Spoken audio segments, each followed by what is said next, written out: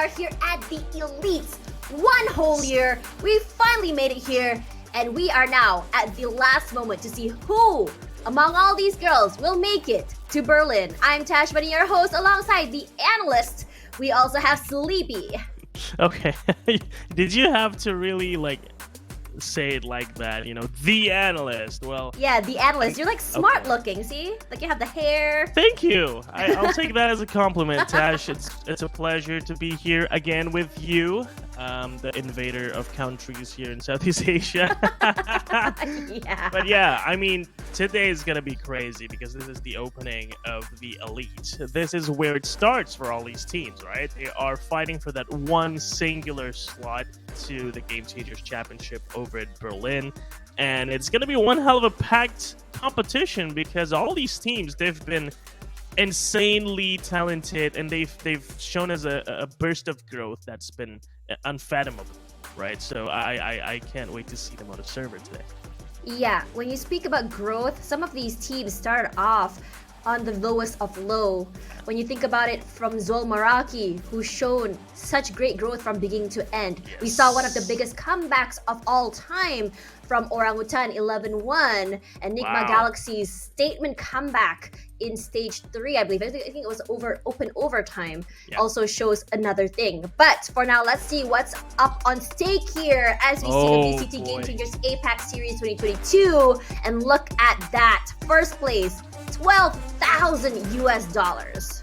My lord, that's 12,000, by the way. It's not 1,200. That's an extra zero. And even second place gets 7,000 USD. Third place gets 5,000. Fourth gets 4,000. Fifth and sixth, they'll each take home 2,500, and seventh and eighth, of course, will take away 1,000 each. So no one goes home with nothing. No, there is something. Everybody gets something. Exactly. They're at this point, right? They're supposed to be celebrated when they reach this level, because this is the tip top of the Game Changers competition circuit here in APAC, and I do think they all deserve all these prizes and praises. And yeah, these are just pocket money in retrospect, because that's not what they're here for, right? No. They are here for something much more glorious than just cash. So, pride, lots of, things that they've been fighting for since they started their journey to become pro players. They are fighting for that today. And they've been fighting for quite some time now, Tash. They've been through Open 1, 2, 3, and 4. They've got through overtime. They've also, of course, came on top out of the last chance qualifiers from the VCT Game Changers APAC circuit. And finally, they're here today. Yeah, this has been a very, very long journey for them when you think about it. From beginning to end, all these girls showed tenacity, and not only that, we are seeing the consistent names from stage 1, stage 2, stage 3, all the way till today. So it was sort of already predicted when we saw their journey, but some of them, though, we didn't see it, kind of the growth since stage number 1, especially from Orangutan, from ZOL Meraki, where we kind of thought okay, they're at the lower sides, but they've shown that they can, the more they played, the more improvement they showed. And these are the teams I was talking about. We have Alter Ego, the Queens here, Red Victress, Orangutan, we have ZOL Meraki, W Streak, which is a great rebrand from L Streak. We also have X10, Sapphire as well here. Yeah, we have SMG and Rising Hope as well. Another rebrand. We've seen a lot of rebrands, but in terms of their skill, it's not that much of a rebrand because they're just still there. They're still on top of the game. Yeah, it's just a name. So I'm glad that we're still going to see some of the familiar faces, but also some fresh faces as well, especially from the likes of ZOL Meraki that we'll talk about a little bit later. But yeah, this is your brackets, ladies and gentlemen. We have the Queens, Alter Ego Celeste fighting it out with W Streak Female, and today we're going to start with Orangutan versus ZOL Meraki. We have Bren Victress and X10 as well as SMG versus Rising Hope. Yeah, when you think about these two teams, we are going to be seeing these in two different streams when you think about it. So On this stream in particular, we'll be seeing Orangutan and ZOL with Ren Victors and X10S, AAC, LWS7, SMG, and Rising Hope will be on the sub stream. And I have to say, out of all these four, I am more interested in SMG and Rising Hope. I'm gonna have to say, just because of how close they both are in terms of their skill sets and how they play. And I'm really curious to see who exactly goes up to the upper bracket and who goes down. So when you think about it today, so these are the games that we've been playing. So the winners from these will be going to game 3, and the losers from the other will be going to game 4. All right, and of course, like I mentioned, we're going to start with Orangutan versus ZOL Meraki, and then we'll also be treated with Bren Victress versus X10S. When you said you're interested in the SMG versus Rising Hope match, I'm actually very interested in the Bren Victress versus X10S match. Oh yeah, also really good. Yeah, because these two teams, I feel like, are the two strongest candidates to topple off the Queens, because they've come so close in a few instances in the Game Changer circuit where they were this close, Stash, to beating Alter Ego Celeste. And maybe this moment right here in the Elite, the moment that matters most for all the teams, right? This could be the time when they actually make something happen. And it's very important for Alter Ego Celeste because they've won everything so far. They lost what happens? one singular match. In Game Changers, like the tournaments. Stage 2. Yeah. So what if they also lose here, which is like the most important one? And I think these two teams, Bren Victress and X10 Sapphire, they're like two of the strongest candidates to do that. Yeah, I mean, when you look at them as well, they have a brand new coach when you look at AECL. Oh, yeah. A brand new coach coming in to teach them. And when it comes to the changes in coaches, it changes the way you think about a game, how you proceed and how you want to take it. And it's actually really fun to see how exactly or what changes can they do. Because coming into this, changing a coach can be really good for them. Because now no one has an idea, like, what have they changed? What do they do? They can look at old VODs, but I'm like, the new coach may have different ideas. That's actually very true. And this is something very interesting that a lot of people maybe don't realize. A change in playstyle can actually mean a lot, especially if you can actually execute it well. Because a lot of teams really rely upon VODs and things that's been, going on before, but changes, they might catch you off guard. Speaking of that though, our first one will be, I think it's gonna be ZOL Meraki as well as Orangutan. So when you look at Orangutan, I did actually go to Singapore last weekend to go see them, and this is really exciting because I got to teach them, I got to talk to them, got to see how exactly they train. But let's have a look at the team first though. Orangutan and ZOL Meraki, our first teams for today.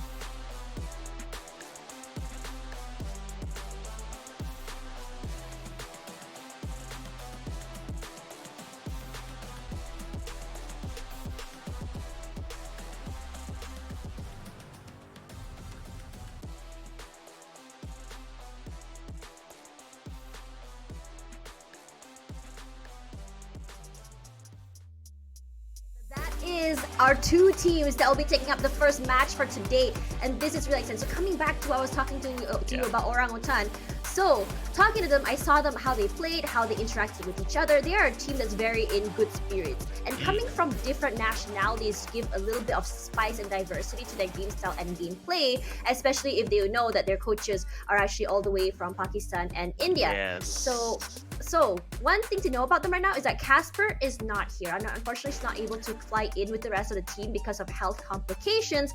But I think because of their morale, being together with each other, and of course, their friendship with Casper as well, how close they are, can give that confidence boost that they need.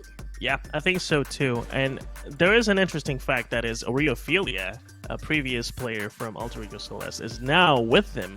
And I think this also comes in hand with the coaching staff, because then the experience that she's gotten from the previous matches that she's played with the previous team, I think the lessons they can get from just incorporating her into the practice, into the maps, is insanely stacked. And that is something that I'm curious to see today. But of course, we have to look at some of the players here. Sway, the IGL, is also an ultra aggressive player, I feel like, because she likes to play Neon. And I think she loves playing all these like fast-paced agents. In your face. In your face. Very self-sufficient agents that she doesn't need teammates. You know what? I'll do it myself. I'm the IGL. I'll also kill them all for you. And look at the stats. It's not just, words. These are facts. These are numbers. 206 ACS, 15 average kills. That's a very good stat for an IGL. It's pretty high. And I think she's going to be one of those players that can be very impactful for her team. And we're also seeing Capricious here with a very high number of ACS, actually. 265 with 19 average kills. I mean, we don't see a lot of players have this stat. So I think with this stat, she can also try and carry her team against Orangutan. Yeah, when you look at Sway, I think the reason why her ACS would not be as high as Capricious's is just because that she's the IGL. And I think what's more interesting is the fact that she's IGL and laning a duelist is insanely hard.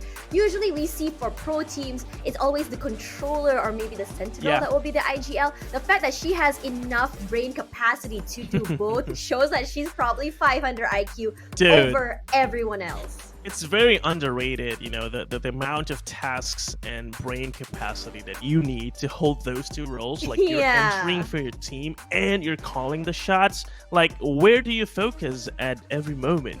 You have to be focusing on your crosshair. You have to be careful about holding the angles that you're trying to enter into. Yeah, and you also have to look at the minimap like every 2 seconds to just watch where your teammates are going and then also give them directions. So huge shout out to Sway for doing all this. But of course, it's not just about Sway. It's about the team, right? And I think Orangutan has shown tremendous growth over the months that we've seen them play this year. And one thing that's very interesting about Orangutan is that they're so dedicated, Tash, that they always fly to Singapore to play these games in Game Changers. They're actually training at Reality Rift, which is actually, I believe, a facility where they have a cyber cafe there. So, they actually are training all the way till 1 to 2 a.m. That's how dedicated they are. And I wish I knew more about ZOL Meraki to talk about this. Yeah. But we do know that in terms of ZOL Meraki, they've had some roster changes before. But we all know for their last game in open overtime, they 3-1 W Streak Esports. So 3-1 is not something that is just like you have to overlook, because this is a team that's extremely strong. Their growth is insane from the beginning of the year all the way till now. So Ascent, Haven, Icebox, what do you think? I mean, Ascent, Haven, Icebox are staples, right? For Game Changers, for any VCT games. I think these maps are very familiar, and we're going to see a lot of tested strats going into the games. But something that's we can't really talk about is what ZOL Meraki is going to do, because Taz, they literally just swapped out 3 of their players. There are 3 new players in the team that's going to go into Elite. Like, you actually overhauled the team since overtime, and you have like, what, 2-3 months to try and put things together with 3 new players? If it was only a player, then maybe I can understand. But 3 players, that's like changing the whole team. Almost. And I think we're going to be getting some surprises today, hopefully good ones, from these players, Bess, Camille, and Rosie. But of course, they have had experience in the game, especially Camille. I think she's one of the players that actually have had good amounts of experience in the competitive scene. So maybe with her addition into the team, we're going to see the team just get new levels of strats, excuse me, that can be applied to play against these more experienced teams as a whole, like Orangutan. Even though they're relatively new in the scene, I think they've been pretty consistent in terms of showing up in game changers. They've always qualified to playoffs and stuff, and they have had some tremendous support from their org and of course their coaching staff. And now with Oreophilia, things are very, very grim for ZOL Meraki. But having said that, they've had some good recent results as well. So all in all, really these are very even matchups, and I think these two teams are going to show us some really good stuff today. And looking at Ascent, I believe that was the map that was 11-1. Oh, the comeback map? Yeah, the comeback map. So the fact that ZOL still chose this against Orangutan is making me a bit nervous for them. Yeah. Perhaps they have a way to counter the way they play. Yeah. Who knows? Who knows? Ascent is a very I want to say basic map, right? So the strats that you bring into Ascent are strats that are modified. So it comes down to the nuances that each of the players bring. Having said that, the win rate for ZOL Meraki is not too bad. It's not below 50%, so it's still above average at 6 to 3%. And they almost always start on defense first, interestingly, because now that they've picked it, maybe they're going to go over attack, and maybe this is going to have some effects on how they approach the game. Starting on attack, starting on defense, those are two very different things, so that might affect their agent composition. At the same time, if you look at OG, their Ascent win rate is actually at 80%. And you just mentioned the big comeback on the very same map. So this is just a very interesting map pick, to be honest. If it came from OG, then it's very understandable. Okay? Yeah. So yeah, we're again, surprises are going to come from ZOL Meraki. I think so haven't too. really seen a lot of things happen with this current roster. Yeah, it's hard to really predict in terms of how they are, how they train, what they're going to do, how fast they pick it up. But I'm more interested to see if it goes to map number 3, because Icebox has always yielded the most interesting set of plays, results, and lineups, I have to say, throughout all the maps that I've seen in this game. It can be very inconsistent, it can be very surprising, because even though I always say like, oh, it's a very attack-heavy map, but you can think of it more of like defense can also be an attack, especially if you know how to take control of parts of the map.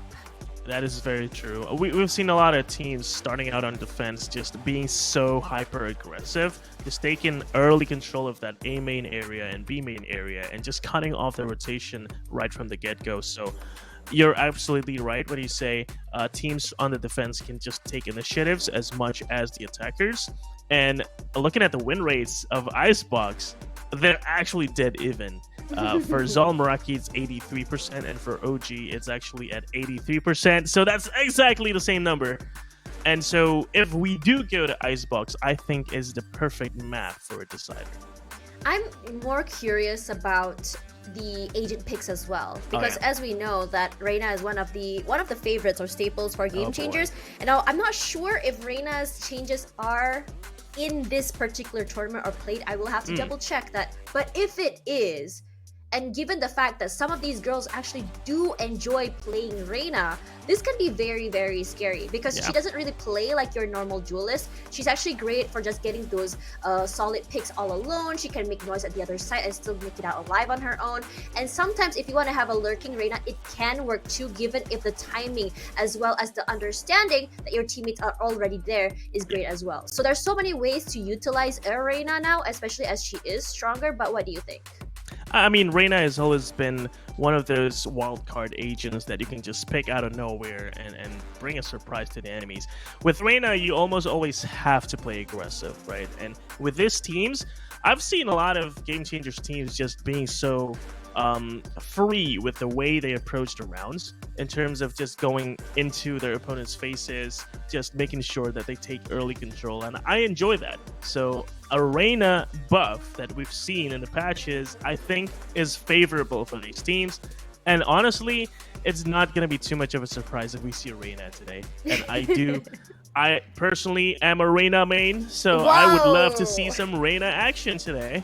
And the question is just who's gonna play the agent. And we've seen Capricia's on Jet a lot, and she's got quite good numbers with that agent. So are we gonna see her on the Reyna? That's a big question because Jet and Reyna kind of different duelists, right? One is a very fast action, fast-paced, in-your-face agent, while Reyna is more like a, one and done angles and just, trying to trade your teammates more effectively because of the abilities that she's equipped with. So who is going to play this? We also think that Sway, the IGL duelist, Arena is actually not too bad for an IGL duelist because then you can lay back a little bit, right? The responsibility for you to actually open up spaces and get in front of the enemy is actually a little less when you play a second duelist. And so you can use that mind space to focus more on looking at where your teammates are going and maybe giving them directions while being ready for those trades that you need to come up with. So honestly, I don't hate if Sway is going to be equipped Arena.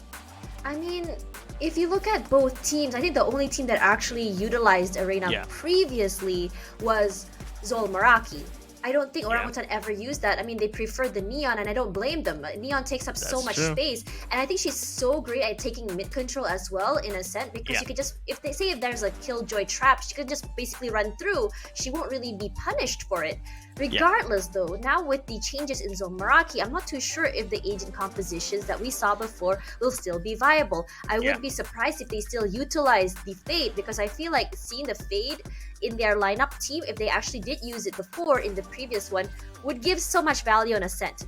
I mean, for Orangutan, their lineup is pretty much a staple, like a Breach or a Jet, Neon, Killjoy with the Sova as well as the Omen. So it's considered a double initiator, as opposed to ZOL Meraki, who they prefer KO or Fade.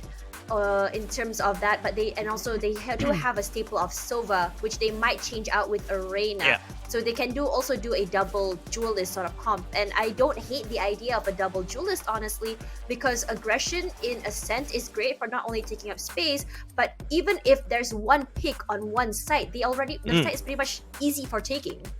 That is actually very true. I totally agree when you say Ascent is a very open map when it comes to aggressions. It's such a simple map that makes it really hard for you to play too careful.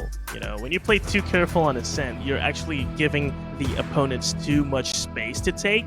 And as long as you can cover these choke points like A main and B main, it's going to be very easy for you to stop them. Or if you're on the attack, if you can take A main and B main, then it's very easy for you to execute, as long as you have that mid control. So the question is, how are they going to approach the rounds? And already we see the Sway Neon on Ascent. This is one of the rarest agents to see on Ascent, to be honest, Dash. So this is one hell of a surprise, and I'm all for it. I love it. Surprisingly, we don't see a KO on Orangutan. We see a KO on Camus, though. So that's kind of a staple. And so this lineup from Orangutan is very interesting. Let's see how that goes. Remember when Sova was a staple? But now it's already replaced with the Fade. Sova is retired from He's retired for a little while, but to be fair, we saw him on almost every map previously. So Fade's getting the spotlight this time, and I don't hate this double initiator comp that we're seeing it through. But also another thing I'm really liking is the fact that Chloe still decided to go with the Killjoy. We've seen how she plays Killjoy. She likes to play the turtle shelling method, and she's really great at anchoring a site. She will probably get 1 or 2 picks before her teammates come by. So she can literally just be the solo anchor while her teammates stack on the other side, and she's probably just going to take just give a lot of space for her teammates as well. And we all know that before this, Chloe has done some insane clutches too. So I'm really looking forward to seeing what more she can do, or what more she has learned in terms of how to utilize or fully utilize the Killjoy setups. Yeah. Having said that, though, I think it's very risky to play a Killjoy because she's such an anchor, right? You can't really play too flexibly on her. You have to stay around your toys. So if you are not the targeted side, then you're probably going to have to play a lot of retakes, and playing a lot of retakes are not fun for a Killjoy. Yeah, regardless though, enough speculating, because now we're gonna see who will be going forward are getting the first match point and who will be just trying to struggle to come back. So for now, I'm going to invite our casters of Zia Aura and Black and Blue. Thank you so much, Tosh and Sleepy, and welcome, ladies and gentlemen, friends far and wide here to the Valorant Game Changers APAC. It's day number 1, and we're starting with game number 1. I am Black and Blue. With me is Sayora. You can call her Saya. How are you doing first and foremost, and what do you think of this game we've got up on hand? Well, it has been a while, and as our panelists have said, Sova already retired here and fade in, but the one that really piques my interest is Sway's Neon. Again, this is basically a very agile or a very, very fast agent here, and I feel like they are going to go for some aggressive pushes here and there, depending on how the map is going to be. So there's a lot of varieties in terms of their strategies right here, Black and Blue. How about you?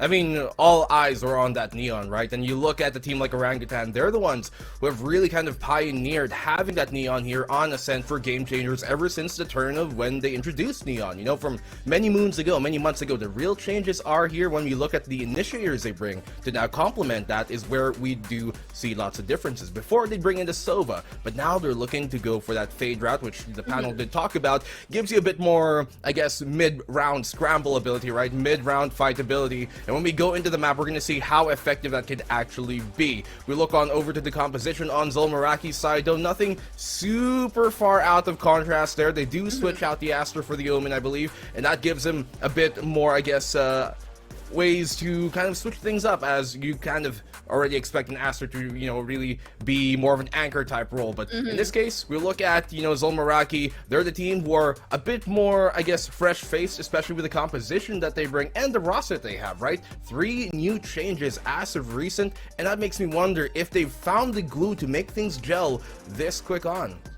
I mean, definitely. This is basically their chance to really fight for that spot here, Black and Blue. And of course, for both of these teams, it's really not, we really can't say who gets to have the upper hand, considering, okay, in terms of stats-wise, they're pretty close. And of course, as well as their gameplay, they do have the tendency for both sides of the teams to be very much unpredictable, and their clutch plays are very much really getting us in the edge of our seats. The one thing as well that I would also like to highlight is, the usage of Chamber here in towards the set, because already then and there, especially with the Tour de Force, the mid side is already quite secured, or it depends on where this Chamber is going to position herself at. So I'm really much excited to see how things go here. But do you think already, since this is a pistol, this is one of the crucial things that we are going to really witness here, Black and Blue? We've been witnessing there some strategies wherein everyone pushes into a site and just go for retakes. How about for this specific matchup?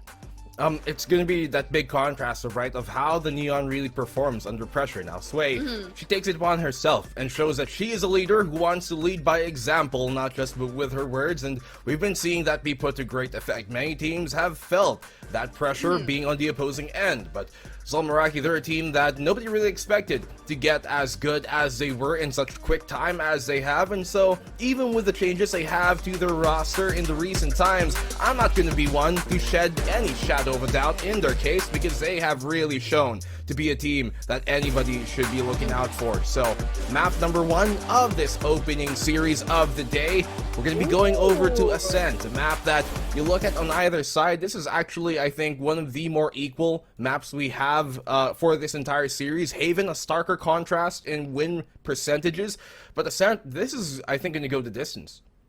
Definitely. I mean, as well, we do see some of the ladies already into their camera feed. They are ready. They are equipped as well.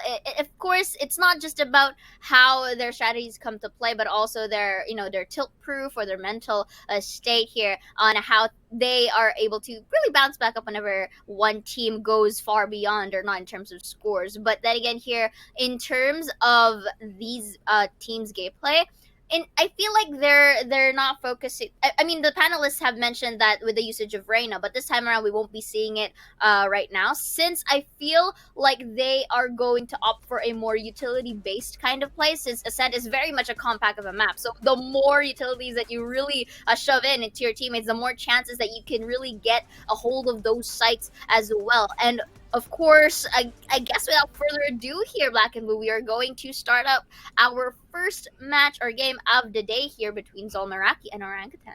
Yes, we are.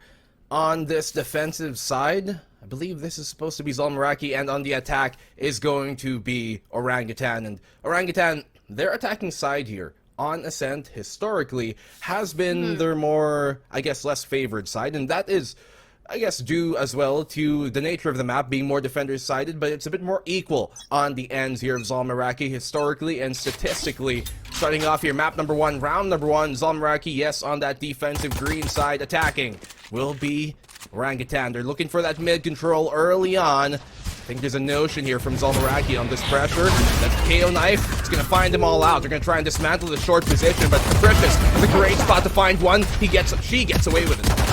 And of course, definitely calling up to the members of Orangutan here, get that trade off. And now we're actually a beautiful power from a really big but look at this best with one on the top side. But here for the trade. They already spot out one from generators, but this is a good time to plant. But looking here, the Chow spots out one, tries to secure it with a little bit of peek in there. Planted. This is a, if I'm not mistaken, a 4v2. One enemy remaining.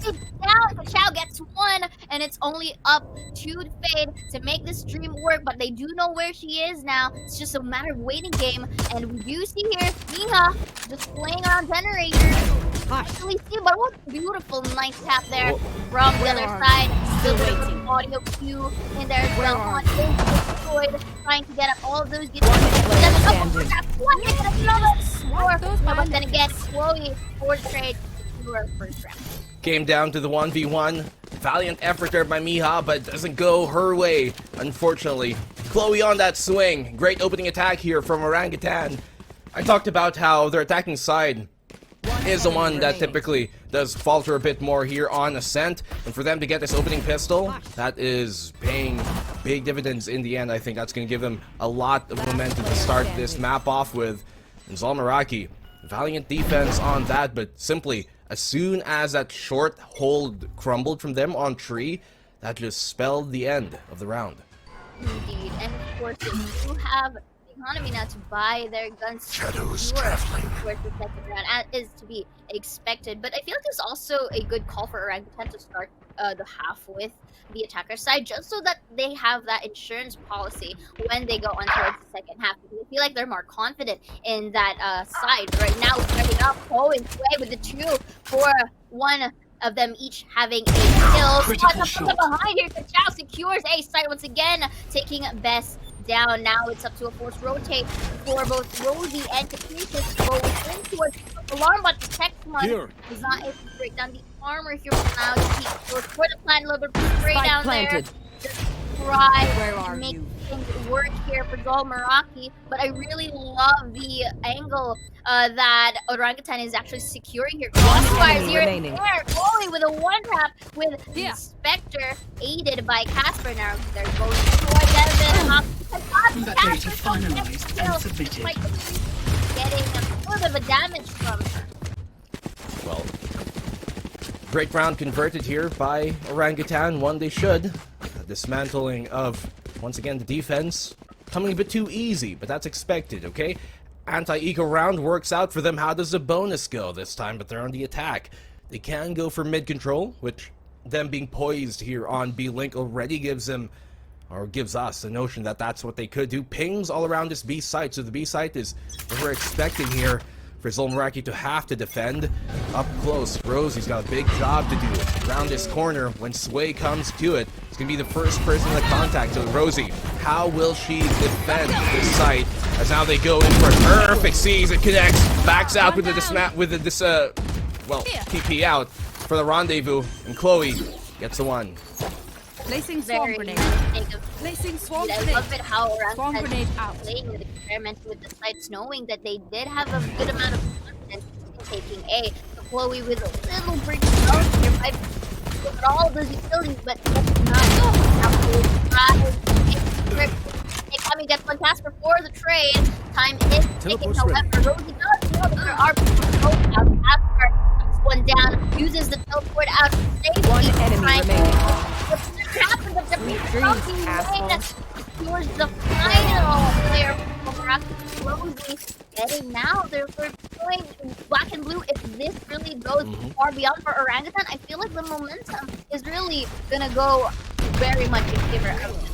I mean, let's set the table here, right? Orangutan, they're a team with more experience together, have done more things, and they also have players who have also achieved, greater heights in the past, but that's still no excuse. ZOL Meraki here on their defensive retake there, seeming to not be able to find out the puzzle and how to get these rounds going. They find the opening pick, yes, Rosie does, dismisses back out to safety there, but still cannot find any much more. I like the attempt here, I like the play for them to try and go aggressive towards A main. They know they're on the eco, they have to try and go for a big risk for an even higher reward, but it's not gonna come because now Orangutan, they know what to expect, they know what's coming towards them, and they're just simply gonna win out these fights. So good attempt here by ZOL Meraki, cannot be faltered for that attempt, I guess, but still, I don't see this round going their way. If they can find some damage done economically, then that's all they can really hope for.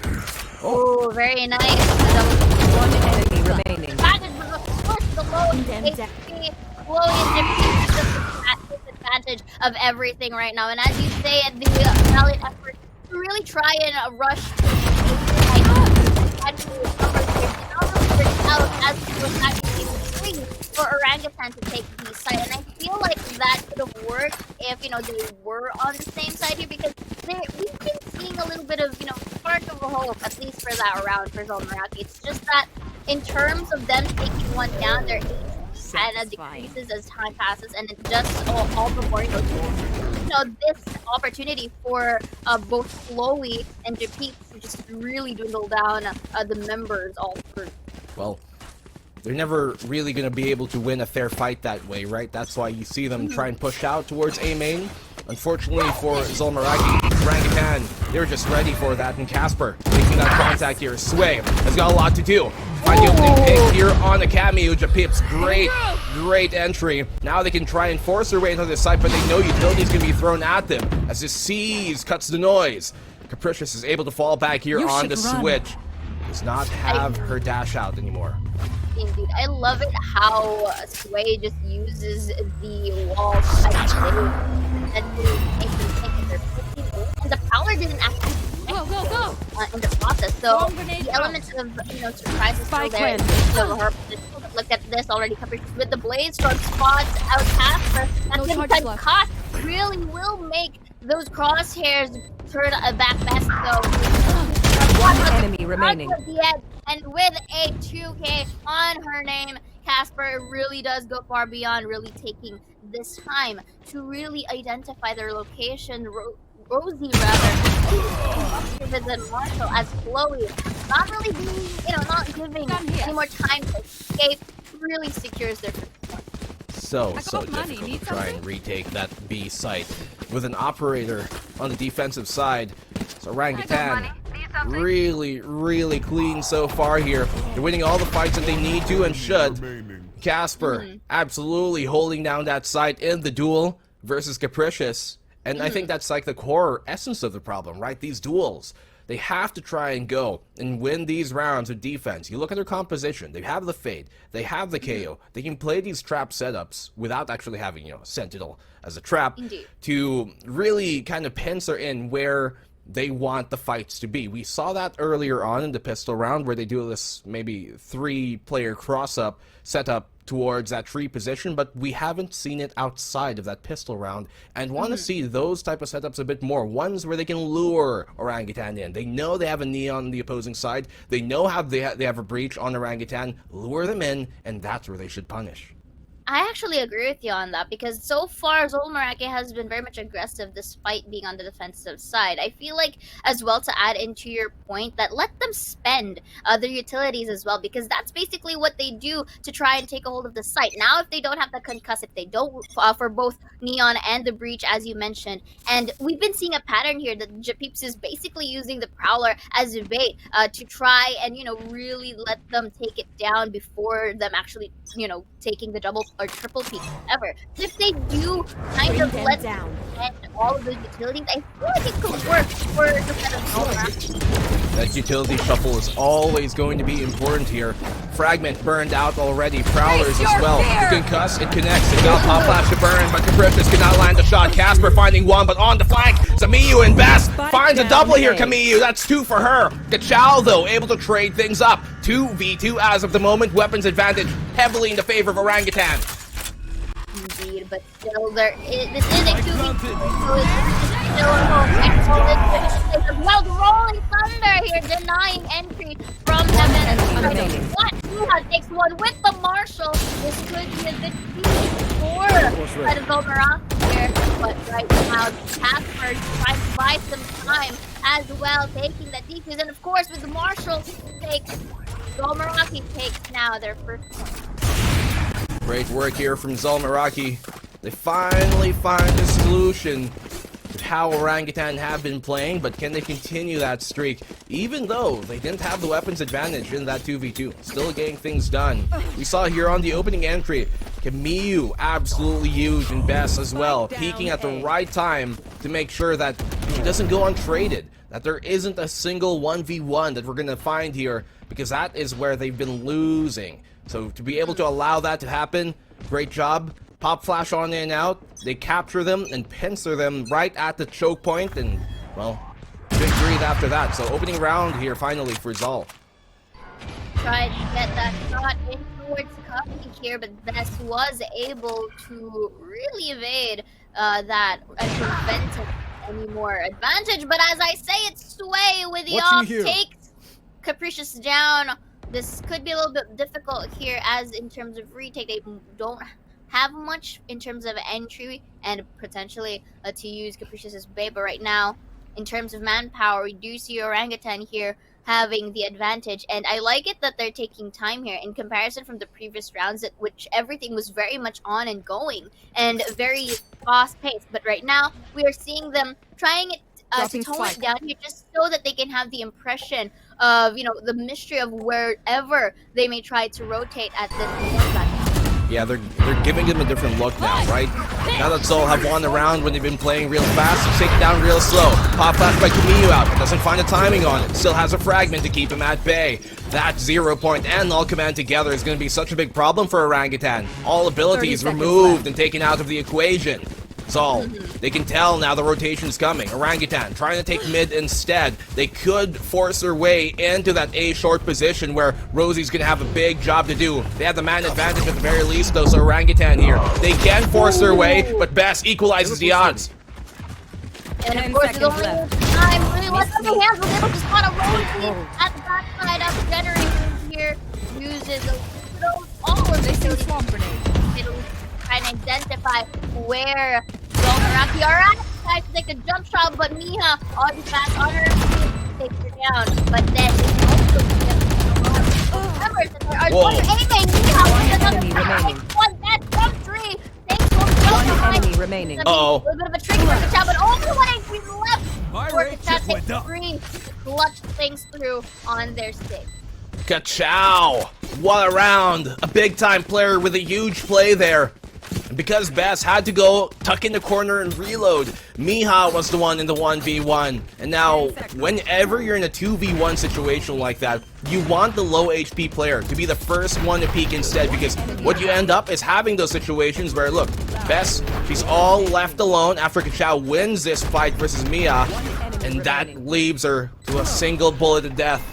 Miha still, though, big flank there to come from the rear to go into A main, but still, in the end, huge round for Orangutan. Kami, what? One for the head there. Now, though, does even things out as, you know, the one down as well. You're trying to throw a little bit of the dash in, but that's still equalizes the board all in through with all of those trades from B side. They are planting in towards B here, and I feel like Crossfire can be the play here for the side of ZOL Meraki, unless Orangutan does have their stakes high here, and they are able to secure the entry points from B side. We'll see. 2v2, this is exactly the type of round that ZOL won. This time, though, benefit of the doubt. They've got the Rolling Thunder here on the Orangutan side, but no monkey business is going to be about. They know the flash from behind. They know there's one on the back of the side. Casper's been given away. He's been taken down to a ghost. 1v2, here comes out that Rolling Thunder we talked about. Isolates the fight. Kachao with another 1v2. Finds a one. She knows that Rosie is here, but this time the flower petals, they flow and fall in ZOL's hands. Do they have enough time is the question. Barely enough. Half a second to get the round. And once again, these big time 2v2s, those are the clutches that are ZOL. Those are the ones that are winning. We'll really take you off that script, but I feel like because we identify two from the team, it was really enough for them to really get a rotation going. And Casper, as you mentioned, it was One enemy remaining. towards that corner here, and I don't think that the shout was also a bit of helpful in that, because it really didn't get time for Casper to use the strategy to escape. And again, it is okay because they forced to have the money for that, and it didn't detect anyone from that suppress. But it was actually a good call from Kami just to see if there are any quick pushes that can come forward. Yeah, good information gathering here done by Camu. Make sure that no surprises are abound from Meraki. We've seen them be very dynamic in their timings. And ZOL still struggle, right? They've won 2 rounds, but those have come at what odds? Clutches, big time rounds, but we haven't seen them win a decisive round just yet, and that is what ZOL needs to solidify here early on, especially that they're starting on the defensive side. Their attack, that's going to be much more difficult to close the round up, but Sway has crossed. No traps. They have no idea. No assumptions to be made. Mia's found it out, though, but luckily she isn't taken out for the count. Stun comes on in. Capricious able to get the trade. And on the flank here, as well on the lane. Huge play from Capricious.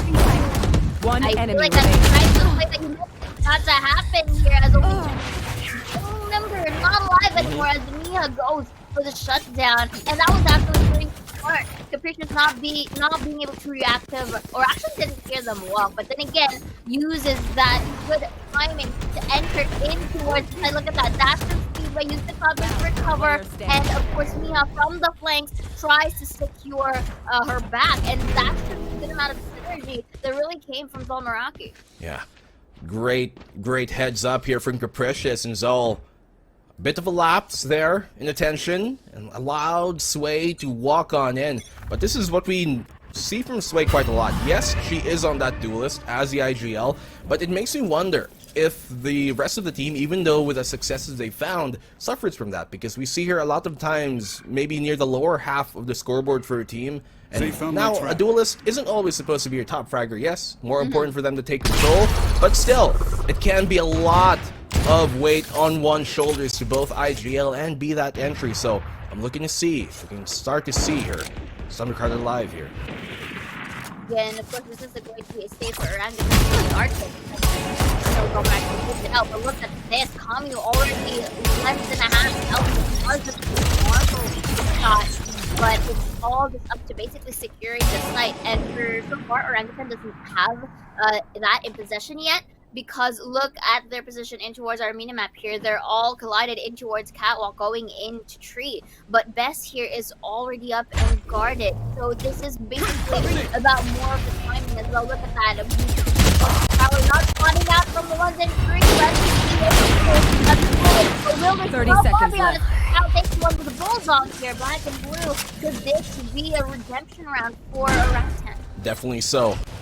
They've turned the odds in their favor, at least in terms of the player count, but Chloe, here in the corner, has a crossbar to dismantle Bess! Oh my goodness, the best way to do it as well! Smoke out there towards A main. Kachao finds one, but the Lightning McQueen cannot get this crown. Casper goes down. It's all on a Sway with an operator into 1v3. Ooh. I'm out of here. So that's easy here. Try to get a little bit of a take Mia down, but not so fast for Capricious here as she secures Sway plus the off for the pick. Wow. A round there that almost was converted by Orangutan, but really Bess. Perfect timing on this. The Prowler catching Chloe's attention allowed Bess a momentary opportunity to capitalize on, secure potentially the nail for that round. Orangutan call their timeout here. First and foremost, they've got a lot of ultimates to throw on out. Sways, 2 orbs from hers as well. So that Rolling Thunder and the lockdown, very high impact. They can turn the tide of this attacking side to gain them the advantage. I feel like they would use all these utilities on the last round before the half, though, because I feel like now that they do have the rifles to work with in towards this 11th round that we're approaching, I just feel like they're going to play for peaks here, Black and Blue, because earlier we did witness a certain amount of pacing for Orangutan whenever they do try to take either of the sites. It was also mentioned from earlier that this is not really their best side is in this specific map, but then again, it really worked out for them until ZOL Meraki really did find that clutch or that fight, or wherein it really went well in terms of their streaks right now. So I feel like this is going to be cool. I mean, for the side of Orangutan, I feel like they do go for the split push for to try to dwindle down the members of ZOL Meraki before really going on forward. Rosie, she wants to make sure she isn't dwindled down, but we talked about, those kind of decisive rounds. We're finally starting to get them here, ZOL Meraki. Great shutdown, pop flash from Cammy, by the book, as is standard. Best shuts them all down. They're completely crumbling under the weight of the shoulders here. ZOL, this should be a quick round for them. And once again, they get those decisive rounds that we're finally talking about. We saw a while ago ZOL have to win the rounds that were difficult for them, clutches, but those type of rounds are the ones that they can rally behind and that they have to finally get some great rounds like this. I feel like the story could have changed if Wei wasn't flashed by Kami here, but as you mentioned, it was a beautiful pop flash from, and the timing as well is very much favorable for Kami at that time. Really, the decision maker for that previous round. And here, as anticipated, they are going to use it towards the last half. But slowly, quick step down from Cubby already, not really getting faltered by these walls anymore. And because of that, it kind of paved or made way for Orangutan to try a different approach here, because they have to shut down out before they actually take the control. Power as well, takes that spray down, gets that pop flash but Spike down if they're able to shut down and uses the paranoia to deny any vision here, but she has a lot of angles. Consider Prowler is down, gets in towards Street, denying herself from getting down. But Nia, last gets that down and Man, Rosie's a trooper. She just did not want to leave that short position. She was going to hold on to it for dear life to make sure it's going to be that rock that her team can rely on. And ZOL Meraki, look at this. 5 rounds in a row. They've crawled this one back, equalized things at the half, and now we have ourselves a real game. Still though, Orangutan, by far, this is not a bad half at all for them. Yes, momentum has started to swing the opposite way on the pendulum for ZOL Meraki's side, but then Orangutan, they're slowly crawling back. We're going back to the panel. We'll see you guys in a bit for this halftime break.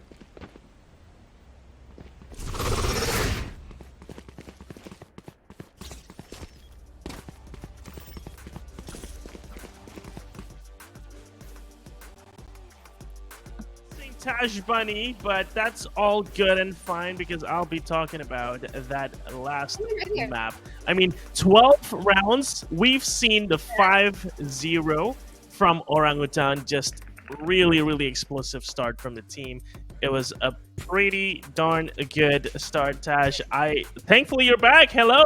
I'm back. How are you Why doing? is it not working? I don't know what's going on here, but it's okay because I really want to talk about that first half. And I think it's one of the strongest or most interesting first half I've ever seen. When you think about it, first half was very dominating, especially the beginning, all the way to round 4 from Orangutan.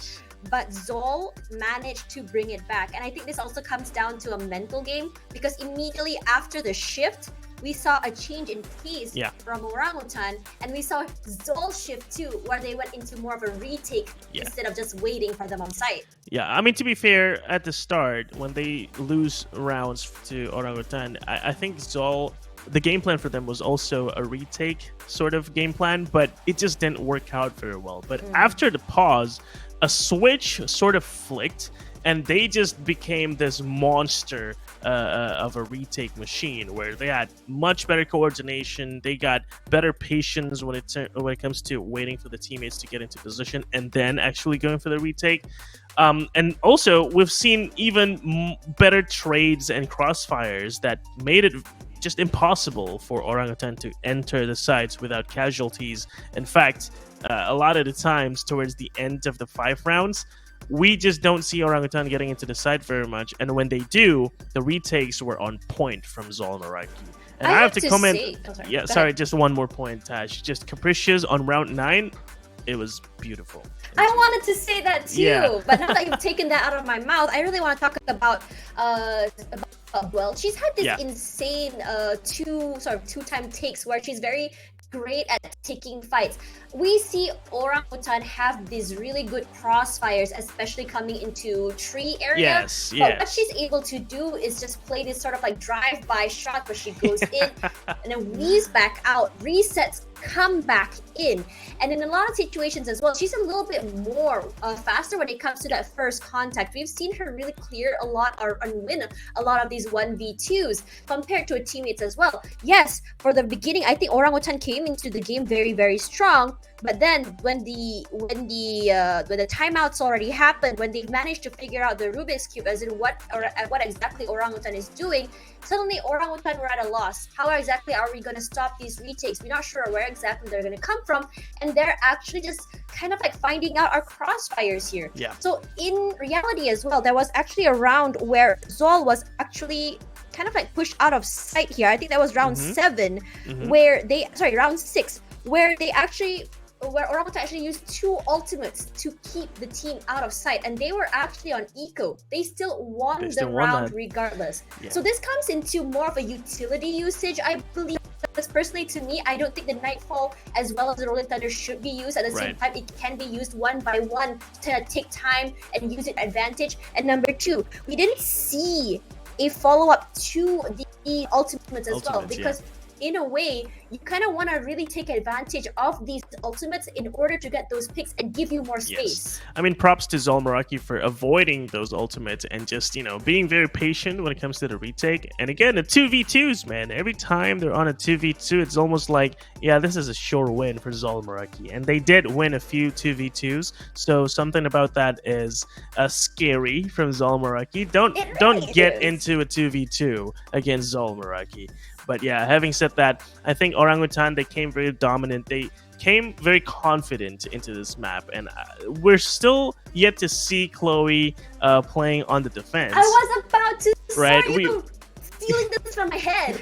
I mean, we haven't seen them on defense yet. Now they're going on defense, and we're going to see if ZOL Meraki is going to have a game plan in terms of going to dodge this Killjoy, or are they going to challenge the hell out of this lady? So that's going to be part of the question that I want answers to for this second half.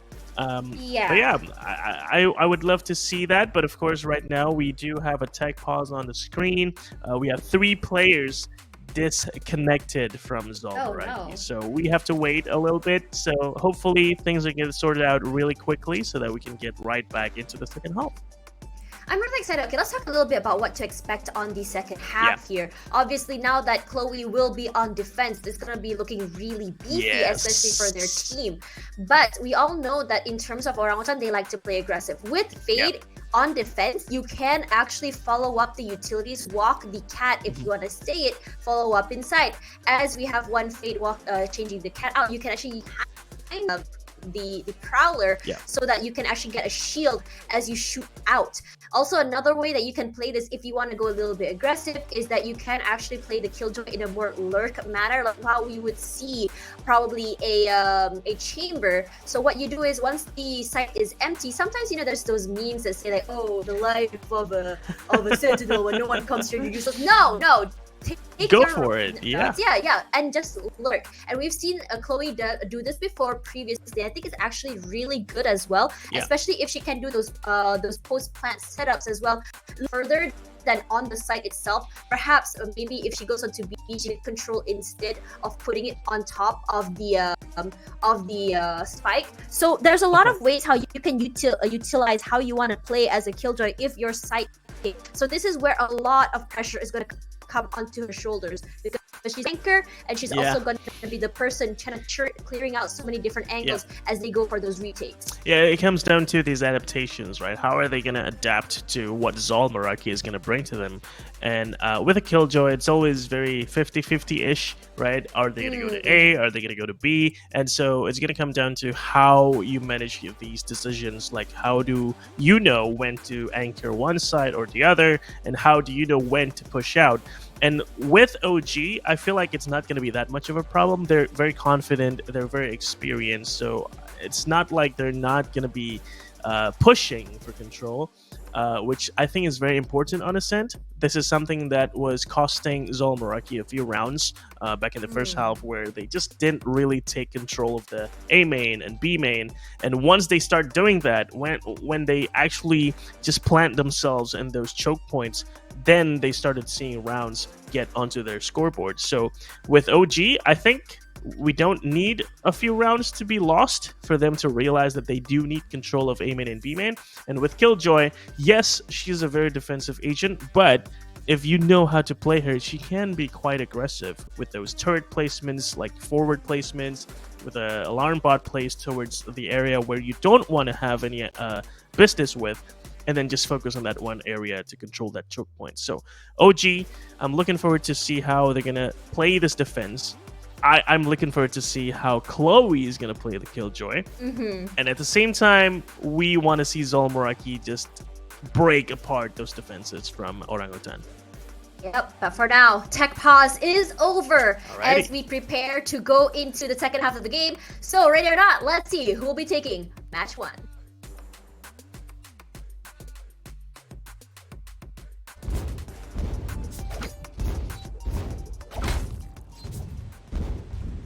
All right.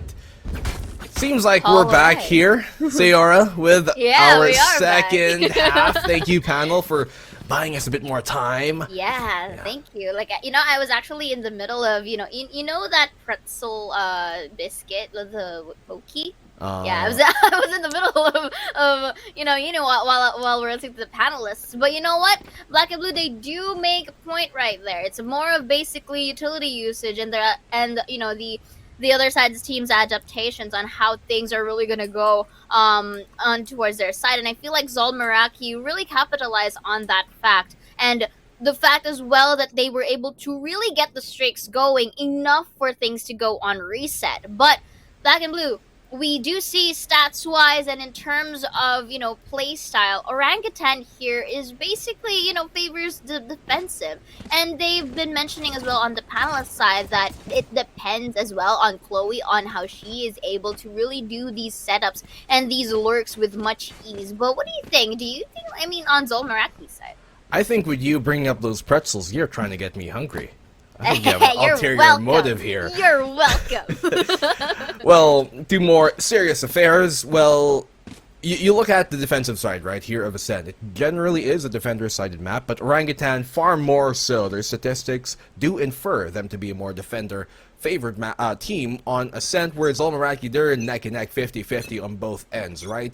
That's the big thing here. For Orangutan to lose those 6 rounds in the opening half, this makes it not a bad half at all. They end this out, equalize, and by all means, they still should have the advantage here to close this out if things go according to script. But ZOL Meraki, we've seen them turn rounds that you'd think they're not supposed to win, but they still convert those. And those, that kind of star power, that kind of, I guess, really conversion is what makes ZOL Meraki so formidable here. Indeed, I agree with you on that. Of course, that account, that miracle place as well, is really one of the things that you have to highlight ZOL here. But as you can see here, in terms of their attacker side this time around, there's a difference from Orangutan. Orangutan usually started it off very much fast-paced, rush push, but right now look at this. ZOL Meraki is just basically playing it off in towards the map. Went in towards mid, with Capricious going in towards market, but joins along with the friends, and there's one from the flanks just to try, you know, to ensure their backstreet. But look at this, though. Mia and Sway goes for the trade, respectively, for their teams. Going in towards the push, Rosie takes the peeps down, who was looking far beyond, and there goes the spike plant. We do see here the retake potentials from the side of Orangutan here. All they need now is just that good timing. But then again, look at the timer for the Kachao. 15 seconds, but Kachao still gets the shot. Pots it out from one here towards Oh! takes 3. Beautifully done. And Casper with a ring of HP. Beautiful tap from Rosie, taking the 4K. Ring around the Rosie in a pocket full of taps. 7-6, ZOL Meraki finally take the opening pistol of their half. And that's a great one. Seems like there's for some reason, a curse here that just bodes well for that attacking side team on pistol. Rosie swinging into the back line, then holding it down in that post plant against the retake. And Orangutan, they by all means had the advantage in that round, but this is where I said the star power and just the ferocity and tenacity of ZOL Meraki is so formidable. They win these rounds where they do not have the advantage, and that is a difficult prospect to be against. Indeed, and of course, you know that it's not just about those, you know, those star plays coming in from Rosie. It's of course as well. It comes from the anticipation that she's getting at. That's why she has that confidence in placing on her crosshair towards that side. Now they're trying to go in, not the bamboo.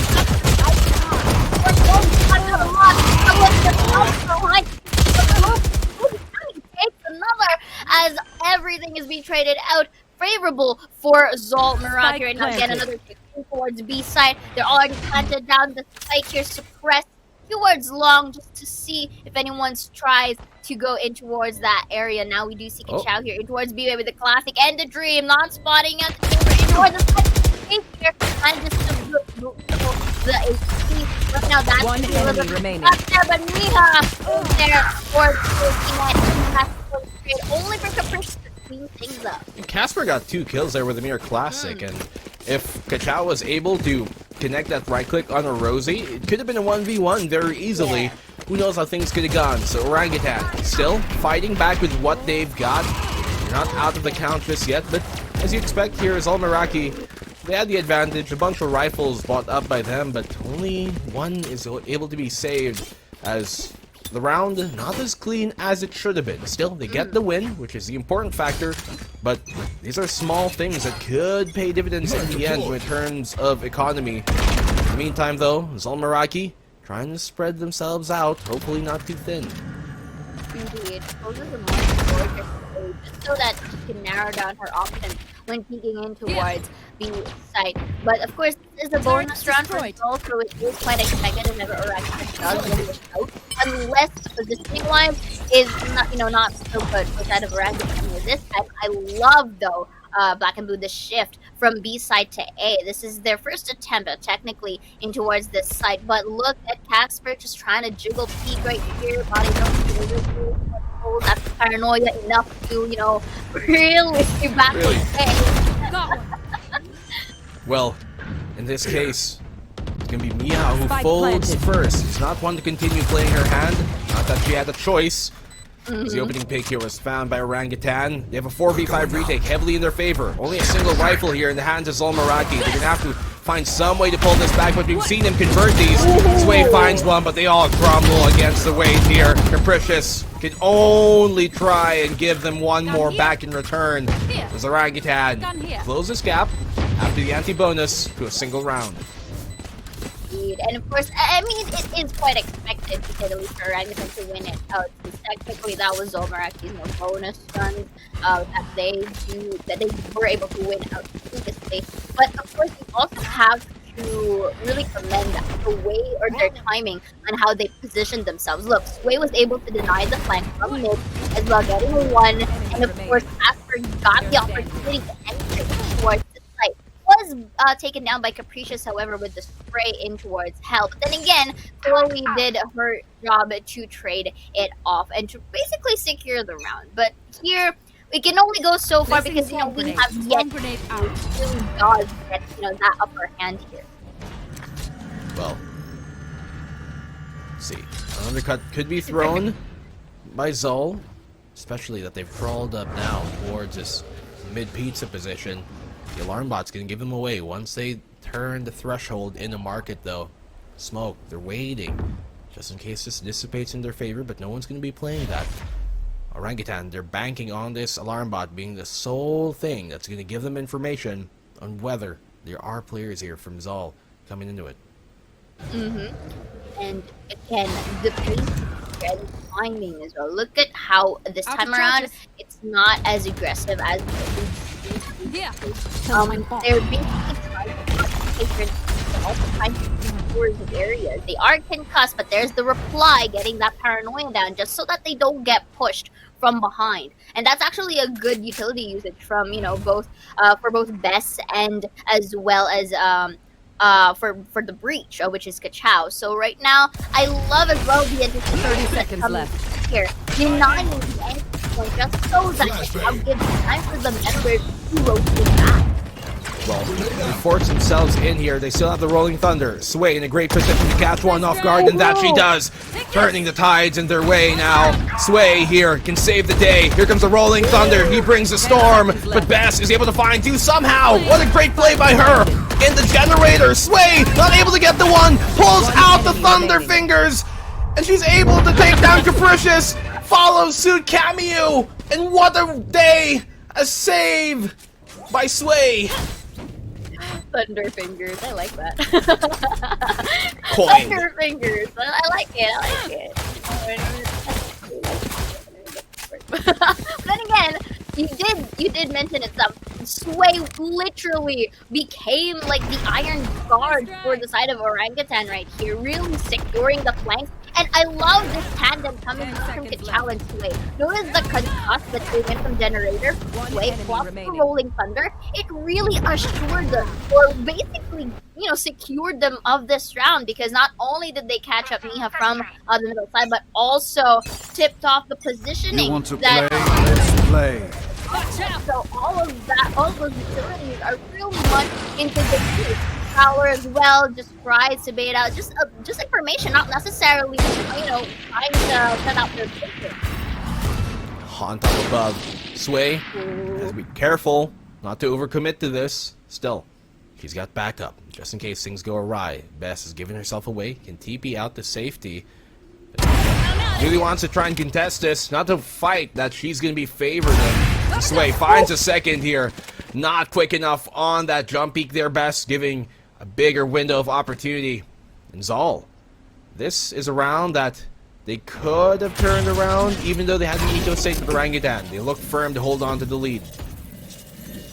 Again, of course, this is quite detrimental though for ZOL Meraki to really try and to win this out, because if they do not, again, economy won't be very much into their favor. But of course, in terms of numbers or the advantage, it is on the side of Orangutan. So I like it that they're not overextending themselves. They're letting them in the site. They're going to let them fly.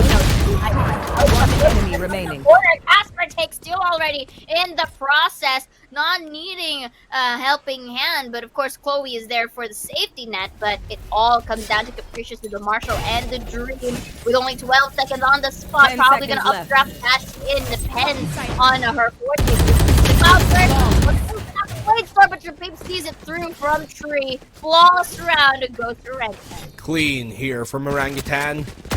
Painting the walls orange. For the meantime, though, ZOL, those shaky rounds are ones they have to let off, because they had the Blade Storm, they had the Tour de Force after taking the orbs, but still, they weren't able to put themselves in a position to utilize that. They challenged this B main operator. Not that they knew initially that there was an op, but you could hear Sway letting those shots ring out to try and go for a wallbang. So they knew that the operator was there, but they still contested with a mere Marshall.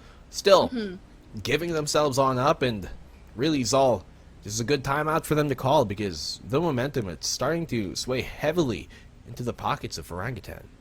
Indeed, I agree with you on that. Sway is basically, taking that away from them at the moment. But I feel like the timeout could work out for ZOL because remember earlier from the first half, they were the ones who called the first timeout, and yet they were able to win out some scores. Orangutan was able to redeem one, but then again, it after that round alone, it paved the way for the streak coming in from ZOL Meraki. I feel like this is just more of a mental reset as well for them because they kind of feel like, oh, okay, for the first few rounds of the second half, it's not really working out for them, and Orangutan is just capitalizing on that fact. So right now we do see here, at least for their side, looking into the minimap before the round starts, I feel like they have a bit more grounded foundation in terms of how they position themselves and the way that they do not, easily react to all of the reactions or the noise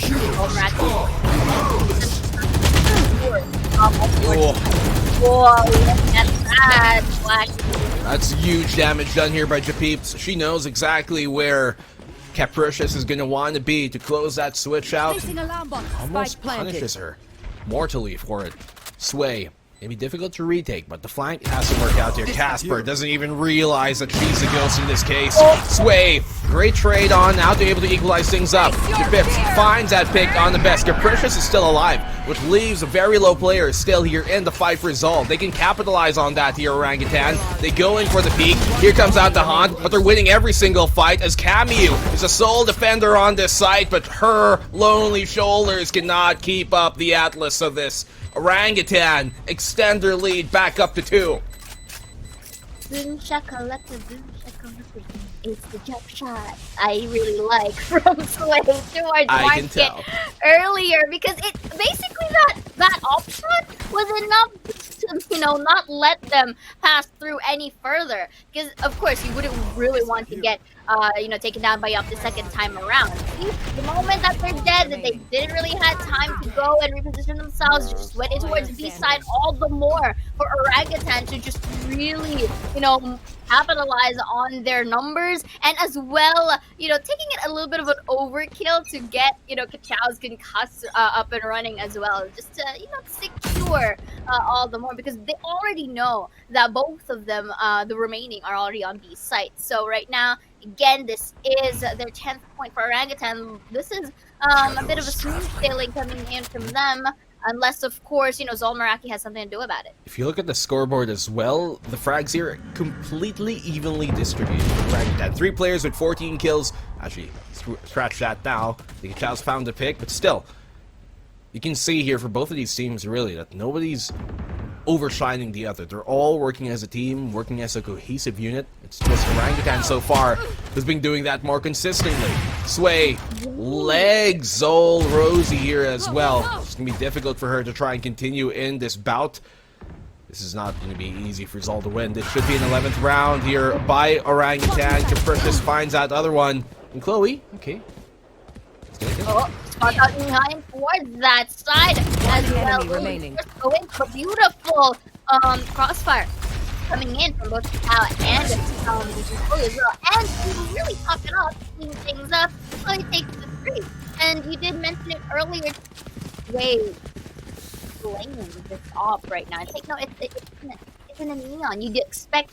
I would understand a jet, but this is this is an interesting sight for me to see. Neon with the op, the timing as well, the way that Sway enters, it's very much, anticipated and kind of, I feel like in their comms, some of the teams, okay, go ahead, try and check this out, but with caution. It just goes to show, the way that they kind of read how ZOL Meraki plays this out in terms of descent. Sway loves jump peeking like that, doesn't yes. she? Yeah, seen she her does. do it a handful of times here already. That neon. Very deep commit here by Sway. She is playing with fire, but luckily I think she might be able to win this on out. Realizes the heat is too hot. Backs on out to safety. She's giving herself away. Finds the one. Rosie goes down. Those petals, they're going to be on her coffin instead. I like it how Sway is just adding that impending threat in towards Scubby. And I feel like if this keeps moving forward, ZOL Meraki wouldn't really have the luxury to look into that fight anymore. So because of that again, look at how careful they are trying to attempt to enter the site. Crest was able to detect this from the crowd. Look at what he's doing right now. Take the warning shot, tries to go. It's a Haven, does not find out. Whoa! Wait, with the near up, close up past the camera. Give a quick down one. He'll go to the lockdown here to add more safety and take that chain down. Will be using the old remaining. but the down with the utilities fails it through before it even happens. Casper with a one as well, and Sway for the cleanup crew. Flawless. Sway, you slay. Orangutan around the way as they secure match point from taking ZOL and their own pick away from them here in the first map of the series. What a shot by Sway. That no-scope there that she found versus Capricious up close, huge. Obviously this pick was important, but the fact that she was able to still win this fight out, look at that! Beautiful, beautiful. The opposite, like what, a classic? It's a shotgun. Yeah, like the way that, the way Oh my goodness. This is done. Player standing. It is definitely because Rosie 34 HP and You should have run. Defenders plays it out, win. and there we have it, Black and Blue. First game of our first match goes to Orangutan. Look at the happy faces. My goodness, you can see they are elated from that one. What a win here. A statement closeout round coming from Orangutan, and they painted those walls orange. No monkey business about because they've been swinging in the trees and knocking things out of the park once again. Orangutan, what a map for them, especially in the end. They start off strong, midway through, yes, ZOL Meraki were able to pull out some miracles in their favor, but they start strong and they ended it strong, and that was important for Orangutan. They get map number 1, the map pick of ZOL Meraki away from them. Definitely, and we did mention earlier that it's kind of an even ground for them, but Orangutan was able to really play around the timing, play around their utility usages, and of course, as the panelists have mentioned, the adaptability. They've been seeing some certain amount of patterns in terms of the attacking phases of ZOL Meraki that they just were able to shut them down, like literally, straight. Yeah, in many ways, they just made things so much more difficult time and time on again for ZOL Meraki. And ZOL Meraki, they were winning those difficult rounds, but those are rounds you can't consistently really rely to be able to win, right? You have to, instead of winning difficult situations, not find yourself in a difficult situation in the first place. But that's easier said than done, obviously, when you're playing against a team that has the experience and the cohesion that that Orangutan showed there in map number 1. Yeah, faltered midway through. As I said, it was ZOL Meraki finally getting things done. But, well, we're gonna see you guys after this one because we are only in map number 1, by the way. What the tightly contested map number 1 we got, but we're going on over to Haven. We're gonna find out if we even go on the Icebox after that. So we'll see you guys in a bit after this. Black and Blue and Zia Aura, welcome back to the panel with me, Tash Bunny, alongside Sleepy. And that was a hell of a first map. Now, let's talk a little bit about the second half first before we talk about the overall. And I'm really curious to know, what's your thoughts about that, I would say, that rollout from Orangutan from round number 17 all the way to the end? I mean, dude, this is what we were scared about for ZOL Meraki, right? The defense. Sleepy, I'm unfortunately not able to hear you. Sorry, my bad. There we go. Alright. I hope you guys can still hear me though, right? As I was saying, it was an insane second half because we sort of expected this to be the thing that's very scary for ZOL Meraki, right, Tash? The defense for Orangutan. Chloe on the Killjoy, and something that they probably did not see coming, the Thunder Fingers, that is Sway, as well as Sway on the Operator. I mean, come on! In what world is what she was doing fair to ZOL Meraki? It's not She was illegal. it's illegal, honestly, in my eyes, because it should have been banned the way she played the Operator as a shotgun on that glass area. Like, there's just so many moments where I thought maybe ZOL Meraki. But no, Sway just says, this is mine. This is my home. And I think this is one of those things that's reflected in the facts, and the fun facts that we shared in the pre-game, Tash. The comeback for OG on Ascent, yeah, this is It's probably crazy.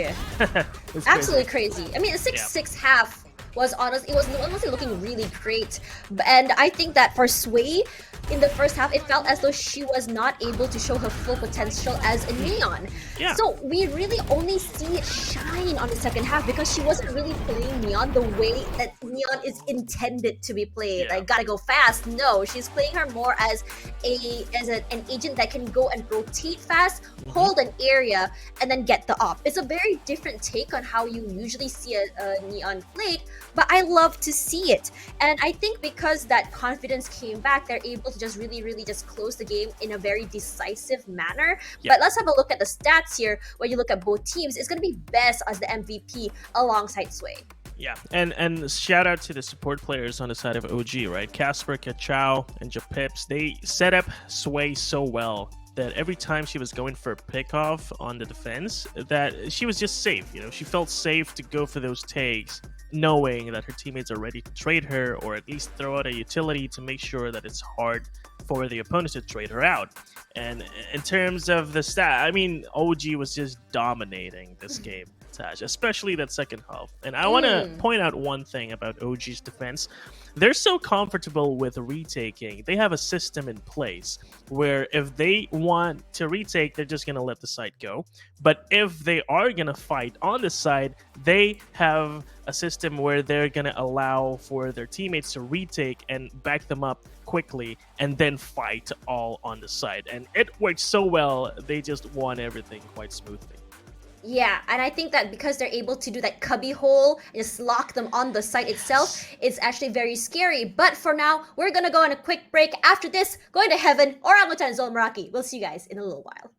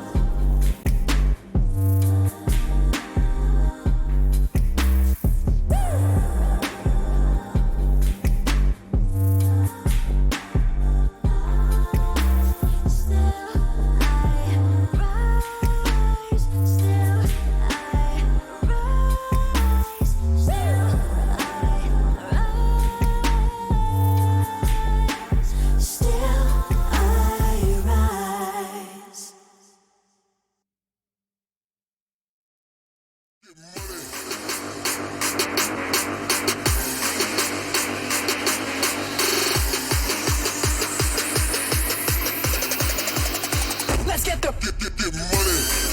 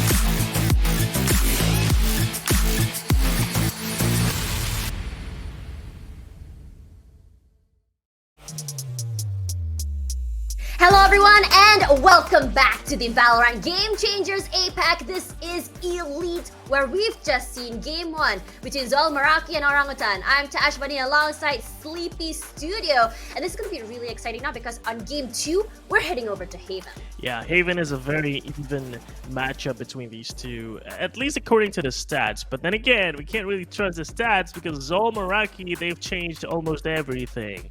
So, but hey, we can still look at the numbers, right? At least with the win rates of both teams, they're kind of even at about 50+ % win rate.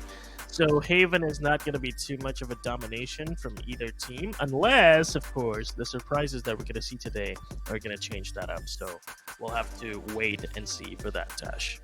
When you look at stats, I think when you see Orangutan, they're still maintaining the same lineup or composition that we've seen before. So they're basically a team that's like, why change something if it's not broken? Continue using it. As for ZOL Meraki, I think you can throw all the stats out the window because almost everything has changed. Now, when you look at the previous matchup earlier, I think what's to be noted are especially two players, Kamiyu and Bess. Yeah. Bess, the way that she plays her Omen, or the way that she takes space is not only very aggressive for a controller, but it's also a player that's not afraid to take out those jewels in a 1v2. She knows how to navigate, how to isolate, and how to get those picks to help her team get picks. But for Kamiyu, she likes playing aggressive. She will be all in there, in your face. That's number one. Very different than how we see Sway play on the Neon.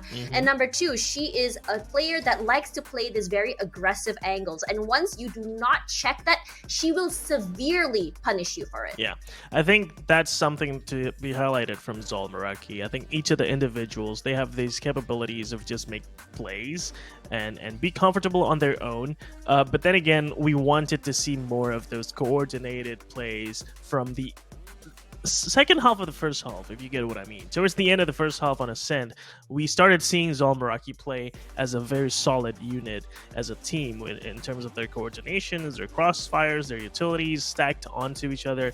It was good, but we sort of didn't see that towards the second half because maybe at the same time it was OG's time to shine with the Thunder Pingers and the operator from Sway and whatnot. It was tough to play against that, to say the least. So maybe it's to be pardoned. But on Haven, we need to see more of those on top of the individual capabilities from ZOL Meraki. And like you said, from OG, they're not going to change too much. I think we're still going to see the Jet on Sway. We're still going to see Omen and Killjoy, Breach and Sova. They're going to the old school, right? We're going to finally see Sova again on this second map after being retired from that first map. So for those Sova lovers, this is the time to rejoice. Second map should be fun for you. I mean, personally, I would rather see a chamber, especially for Haven. It's a map that you require a lot of map control. There's a lot of hidey Agreed. holes and cracks that you can play in. On top of that, it's a three site setup. So what's really interesting is that I think a lot of these teams, we're gonna be seeing a lot of those bombastic explosive plays, especially toward the last second, the last minutes. And this is where your individualistic skill will really shine, because sometimes when you're separated trying to get that information, you might be forced into a gunfight. Whether or not you're able to win those duels can really show whether or not you're able to take the site or defend the site, depending on which side you're playing on. Now, number two as well, I really talk about in terms of ZOL Meraki. When you look at their lineups before, they do run that chamber, and I think that it's really important to note that the chamber, why it's so important is that for 3 different sites, you can just kind of rotate around the chamber. That trademark will be great for giving information, and if you can play around it, like how say that Chloe as well as Casper has been playing with each other in terms of reacting to those utils, it would be great. So now for ZOL Meraki, I think what's really lacking is that follow-up in terms of utils from teammates. It's not as, I would say, as a clean as how Orangutan does it, but if they manage to clear it for this map, I think they would have a really solid chance. Yeah. The one interesting thing here is Casper decided to switch out the Omen for Astra. So they've gone for a more team play sort of thing, right? More combinations with the Killjoy utilities, more a combination in terms of anchoring the sites. As an Astra, you have a lot more choices to play with when it comes to defending your bomb sites. So it's going to be interesting to see how this chamber is going to play out as well from KMU. As you said, we need more map control. We need more of those individual initiatives to be able to take control and maintain them.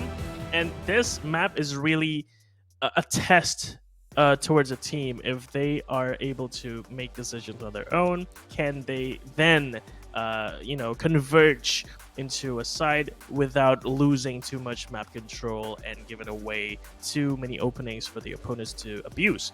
So in terms of the agent lineups, honestly, I agree with you. I prefer the chamber, but the Killjoy have seen a lot of value recently.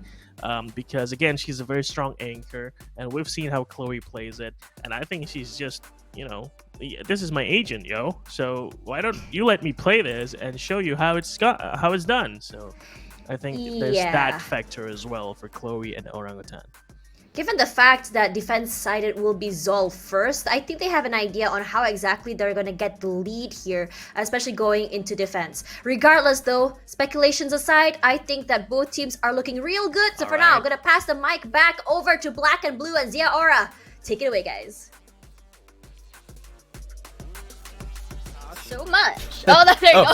Okay. There you go. Thank you so much. It is me. It is I. Thank you so much again for Tash and Sleepy. You guys are doing great. All the speculations done. But then again, welcome back to the casters side of things. My name is Zayora, and with me is a Black and a Blue. Of course, he's doing pretty fine there, pretty sure. But again, I would like to ask your opinion this time, Black and Blue. Why? Why not? we gotta have synergy here as much as the teams are, Go ahead. So, what do you think of the overall lineup for both sides of the team? There's not really much of a difference. The only thing that we are seeing here is both the Sova Neon coming in from Orangutan once again, and of course for the side of ZOL Meraki, they do have the chamber as well to really utilize here. So, what are your thoughts? Yeah, I mean, when it comes to matchups like this, right, where you don't see that stark contrast in terms of composition, it comes down to who can play a cleaner game, because they're pretty much having a lot of the same set pieces, although I'd argue that Neon being a big difference. We know Orangutan, they put it to great effect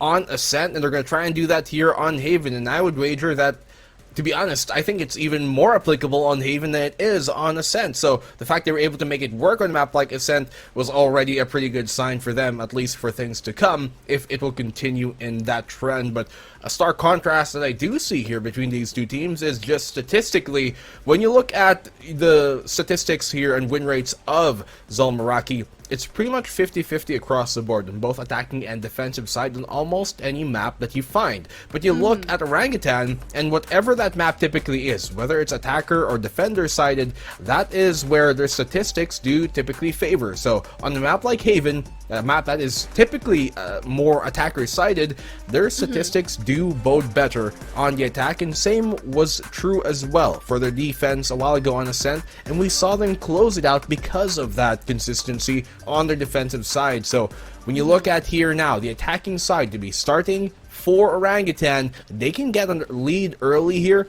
and I'm still going to be quite, I guess, perplexed if ZOL can bring this into Icebox if they continue the trend of what we saw from Ascent.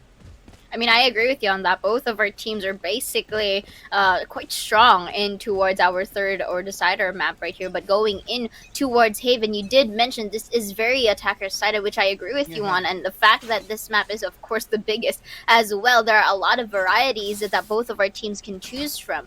Now, going in towards for ZOL Meraki, I feel like, again, whenever they do try and attempt for those retakes, I feel like the follow-up is one of their priorities that they have to really consider, because we kind of see that a little bit of lacklusting in terms of our first game. So right now, in towards A site, A long, we do see the company of Orangutan here trying to play for those peaks, waiting for the perfect timing to enter. That's gonna be the agile sway, but it was shut down with a three. Miha on the ghost. Not going to be the ghost of you. That's just before, but look at this. Chloe with a spray down from the frenzy, but Kami shuts down with the headhunter here, and for only Peeps, the remaining member alive, Miha and the gang are also here, but Capricious was able to win out that fight. Wow, Miha just being that big hurdle, the roadblock here for Orangutan, securing another pistol round for ZOL. Great opening start. On the swing, finds the one, doesn't really get hit by much on after. Where was the flash from Kachao? Didn't seem to catch her just there.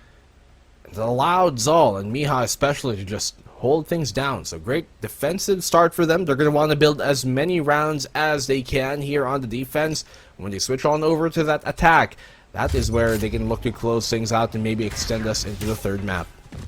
You can see the good anticipation as well coming in from Miha from earlier, because she already knows where the positions are going to be at, just to be confident with that tap. Spike has been planted here, swarm grenades are also lured out, but this could be a good call for them as Beth takes one down, spawns out Sway, takes it in. That's gonna be another, but only for Casper to shut down by Capricious, takes Sway down with the of a help right here. Rosie, beautiful control of the Spectre as Casper does take Cameo down, goes in with the friends, but already the spike has been defused. Mia spots her out, takes her down. Wow. ZOL Meraki, okay, 2 clean rounds generally to start this one off. Orangutan are the ones who now have the rifles, everything abound, to try and cut this lead down to a single round. We saw that early, not really early, but like initiative here from ZOL, knowing that they had the post plant in their favor, knowing that they had Orangutan trapped there on the bottom of the grass, on the bottom of mid. That was all they needed, but now we go back into the round. Orangutan attacking side, looking to try and contest mid. They're not going to win that fight here. Cameo, Kachao, great opening pick. That's actually a good adaptation from Orangutan. This time they weren't as aggressive as much, and we did notice from the previous rounds that they were peeking one by one. Now they're just letting them, do it. Versus you see some amount of aggression coming in from ZOL Meraki. That's going to be the flash. Not going to have any casualties so far. Right now, we do see this is quite a pretty good beat for the side of Orangutan if they manage to work it out. So they are eyeing for the A site here, Black and Blue, but look at the patience that they're going through. I feel like for the other, for Astra and for the Killjoy towards that, I feel like they just want to secure it as well, just so that they don't, be taken aback in towards their flanks. Yeah, they're really practicing patience here, Orangutan. Not wanting to get too ahead of themselves, and that makes the defense kind of second guess. They fall back because of that. They're preparing to go for this site. Here comes out the concuss. Here comes out the counter concusso from Rosie. Perfect on that fault line. Chloe's able to find Miha and shut down that short for the scan. Perfect on time as well. Capricious getting found here by Sway on the back line. It's all gonna go down to Bess in a 1v4. Spike planted. She has a mere ghost. I mean, it's expected that, of course, look at the angles that they're already guarding here. Crossfires across the floor, and I feel like even though Bess is able to take one down, unless a miracle clutch happens here, I don't think she will be able to get this anytime soon. But then again, this is a good signal for Orangutan, however, because, you know, again, they are able to really get those scores up and going, and of course, a little bit of a morale boost to say the least. That's the recon ball, not spotting out the one from Evan. That's going to be one, going to be another, not another, because right now we do see Kachao securing it out. 2-1. Okay. Orangutan around the supposed to secure there on the anti-bonus. That they do get. And as you talked about a while ago, say really practicing that patience is what helped them out in the end. Obviously, the firepower advantage is a great one to have. But still, Orangutan knowing what cards they have and how to play them. Look at that. 2-2-2. Everybody has a 2. Well, for the most part. For the most part, indeed. I feel like sometimes here as well, because earlier we did see that was technically a bonus round for the side of ZOL Meraki, so it is also quite expected for the other team to basically win out the third round. But here, now that almost all of our players do have rifles to work with, except for Casper, who utilizes the Bulldog right now. I feel, but while waiting for this technical pause to happen, just to make things optimize, I do like it. However, that Orangutan didn't really took it slow in terms of, again, the patience, because that's very much the vital aspect during the previous 2 rounds. And right now, they are going to try another, kind of aggressive attempt to try and take a site here, and it's interesting. Black and Blue, that they are keep on going in towards A, because they did have their chance, or a higher probability, of winning it out. But I feel like this is also sort of conditioning for them. Like, if they keep going A, they do it successfully, maybe it's also a good feat whenever they try to switch their sides. Let's see if that actually conditions here is all, though, because in this case, it's only Cameo who's playing towards that A site. She can rendezvous back out to safety if it ever is needed. Being in heaven is not going to be something that's going to come too quick. Cameo, great pick there on the sway. Perfect timing as well. They're trying to play that contact, trying to catch one off guard, but they're the ones who are surprised. So Orangutan, who lose a huge pick early on. Now ZOL, who has the potential to go for a retake here. Shock Dart connects. Not too much damage done, but the Pips, look at this. Already low HP on her. This calls for the retake now for the side of ZOL Meraki. Take note that they do have the numbers advantage as well. That's going to be the flash of delaying a little bit of the push. That's going to be the gravity control as well. Look at all of those flash moves across the floor. You see the patience there, but not going to connect, as both of our teams traded it off, but only one. Cow and the Dream. Let's see how it positions out. That's going to be one, not going to be another, as Miha, Mamma Mia, secures it from the backside. Great attempt there by Kachao, but still, even better utility usage on the retake coming from ZOL. Rosie timing those flashes perfectly. She knew to burn the utility first. Once that gravity well was dispersed here, coming from Orangutan's side, that signaled for them to try and dismantle this crossfire and graffiti, smoke up in between to allow them some cover, to allow them to be able to walk in without having to worry about that Hell player holding the crossfire. Great smoke, great utility usage here from ZOL. I love how they played that retake, really cutting things down to the wire though, but still, Orangutan, they're in eco now. I mean, they have to, if they do want to be healthy onto the next round here. But won't hit anyone so far, but again, it's more about who gets to spend their utilities first, just so that they can take advantage of that last resource. So right now, we do see that actually being used right now just to get up some cover for any potential, repositions that can happen for either sides of the team. But here, we do see them trying to patiently wait for someone to peek in towards basically Barrage, but I feel like this is not really in favor in terms of time for the side of Orangutan. Later, they have to plant that right now. That's quickly the Cosmic Divide here, and as well coming in. But let's see, they're kind of having a bit of a trouble entering here as look at all of those utilities denying that fact. So right now, Kachao does get one with the classic. That's going to be the plan. Takes it out. Beautiful base. Once again, that's going to be a tap one. Not going to be another as Chloe secures one down. They haven't planted the spike just yet. Cammy with a one spike for the trade. Cammy for the double. Let's see the triple. Yes. Or just Pete to shut it down from window. Almost came down to it there. Still, what a round converted from Orangutan. They get the anti-eco. Around there weren't supposed to win, but still, find things going their way in that post plant. Great cosmic divide to try and cut down the ranges of engagement to keep things up close, knowing they have a bunch of SMGs and pistols.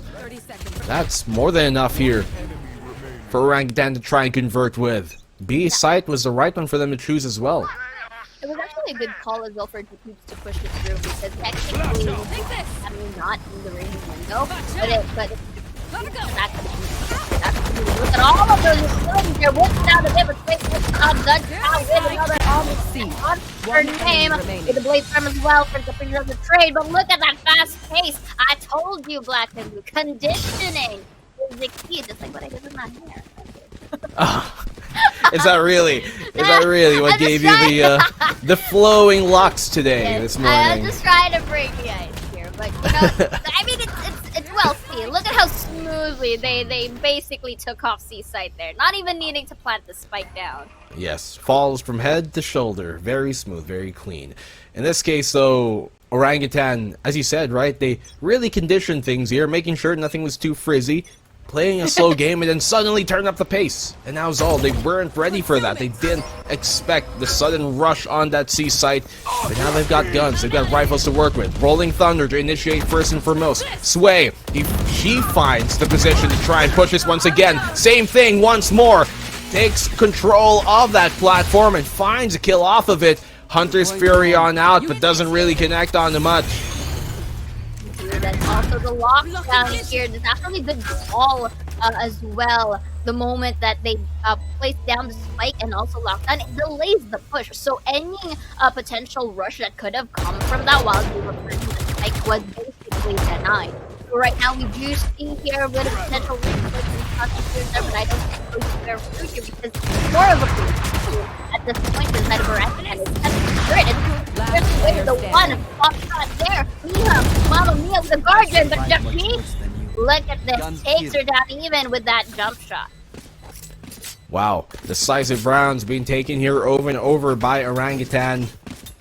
They've been just really so unpredictable here for ZOL. They do, yes, a similar take to what they did the last round on After, but with the split of the C site, them going through Garage as well, really shook things up.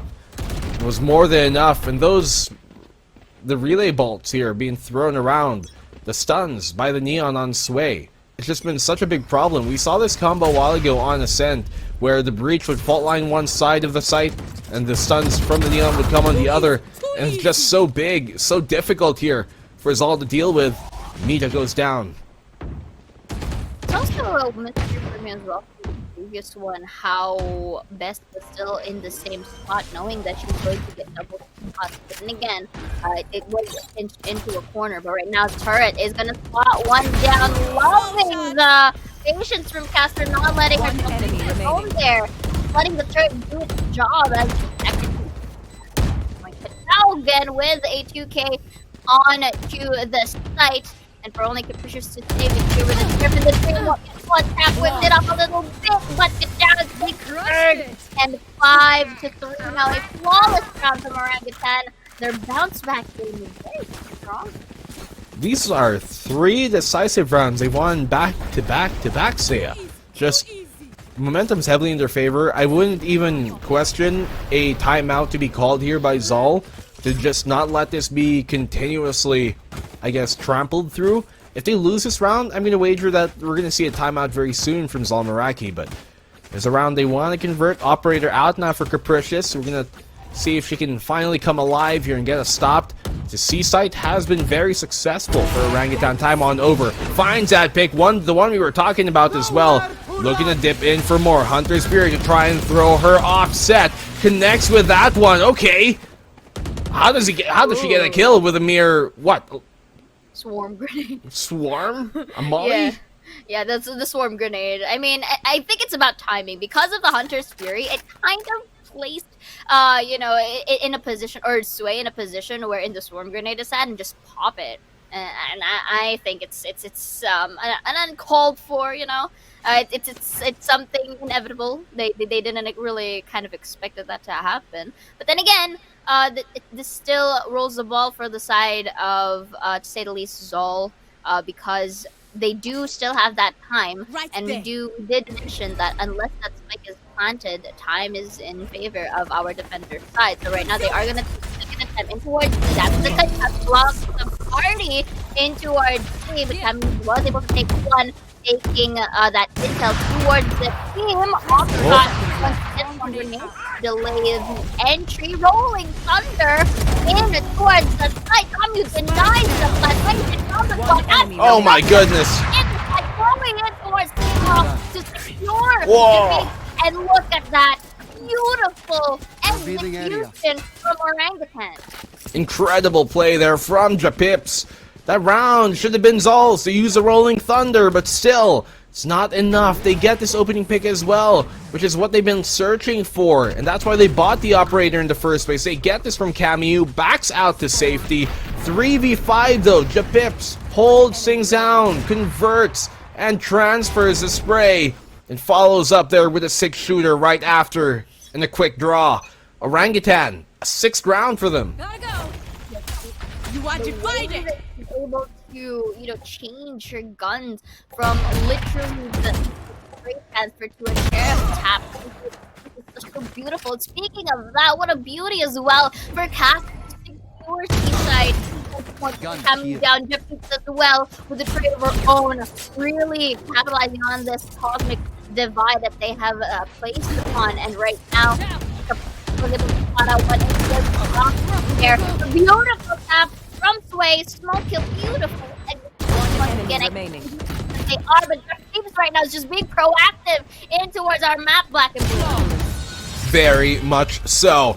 Casper makes a quick ghost. Spirit of Capricious and ZOL. They have to start calling a timeout here. I think this is the right decision for them to make.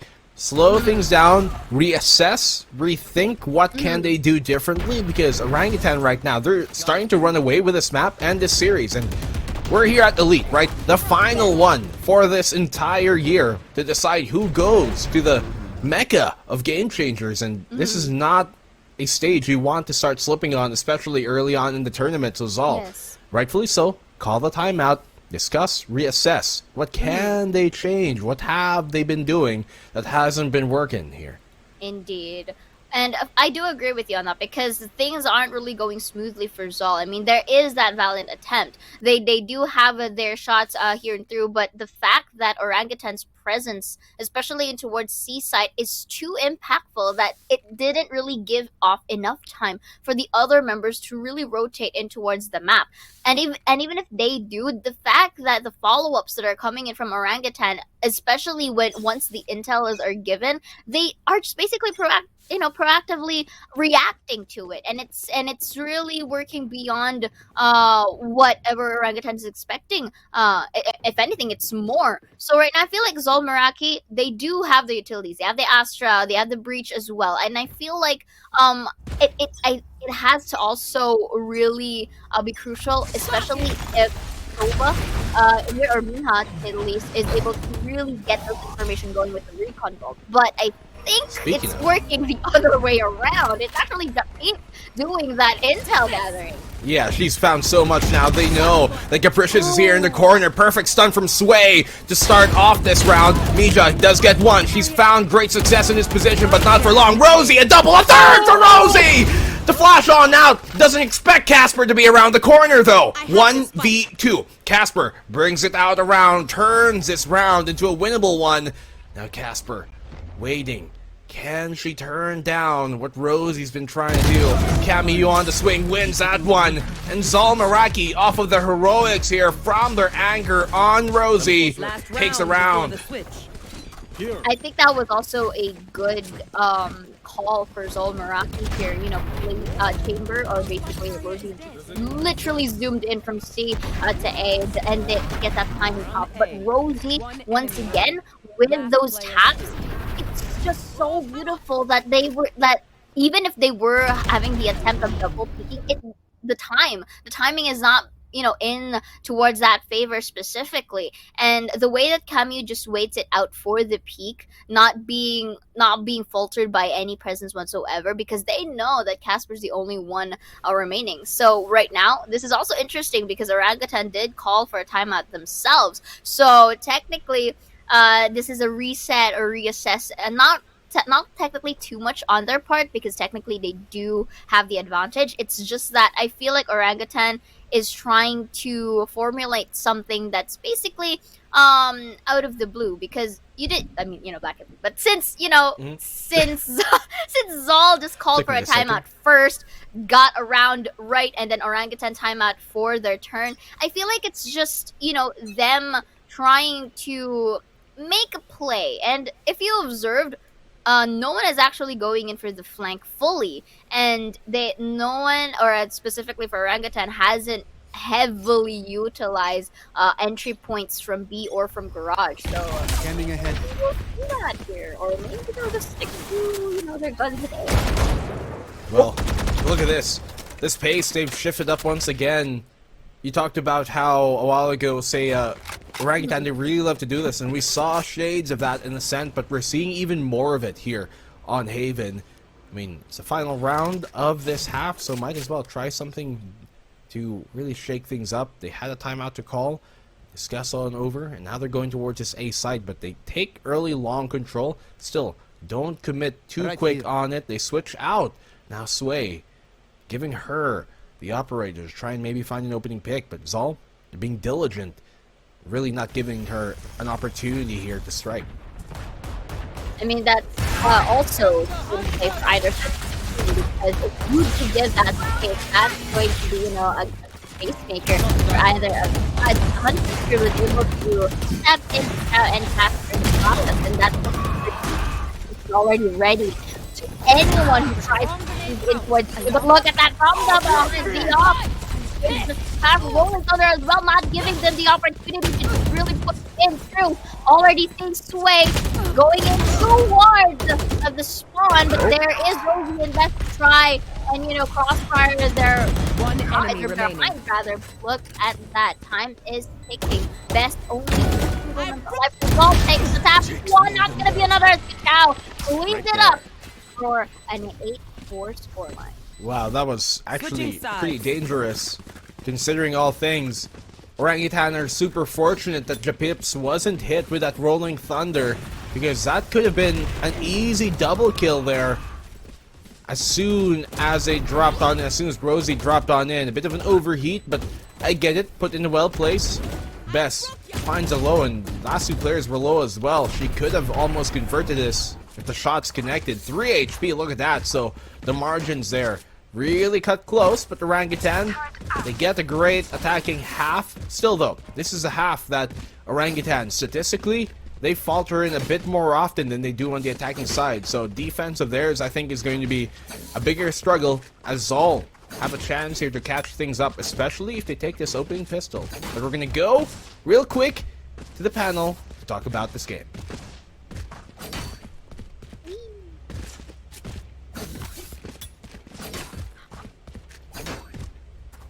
I feel like we could there you go. There we go. What a great first half! That was actually kind of... It was fun. Yeah, it was Alright. fun. I mean, let's talk about that last round, though. I love how OG was just establishing dominance, just, you know what, let's just Rolling Thunder into their base and just give them a taste of their own demise. And then once two players started dying, they were like, stop fighting! Everybody stop fighting! Just get back into the side and play safe. And thankfully, it worked out in the end. So 8-4, a pretty dominant lead for Orangutan here. I think this is something that we kind of sort of saw coming. You know, this is their map pick. They're more experienced.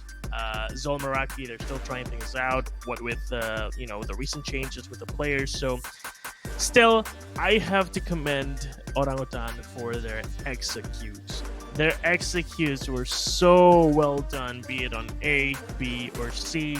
Lots of times when they started their executes, the players from ZOL Meraki defending the site that was being executed on just did not have a chance to defend at all. Tash. I think that what's great about Orangutan is the fact that they're able to just really take their time to figure out how quickly the game is played, at least for the other team.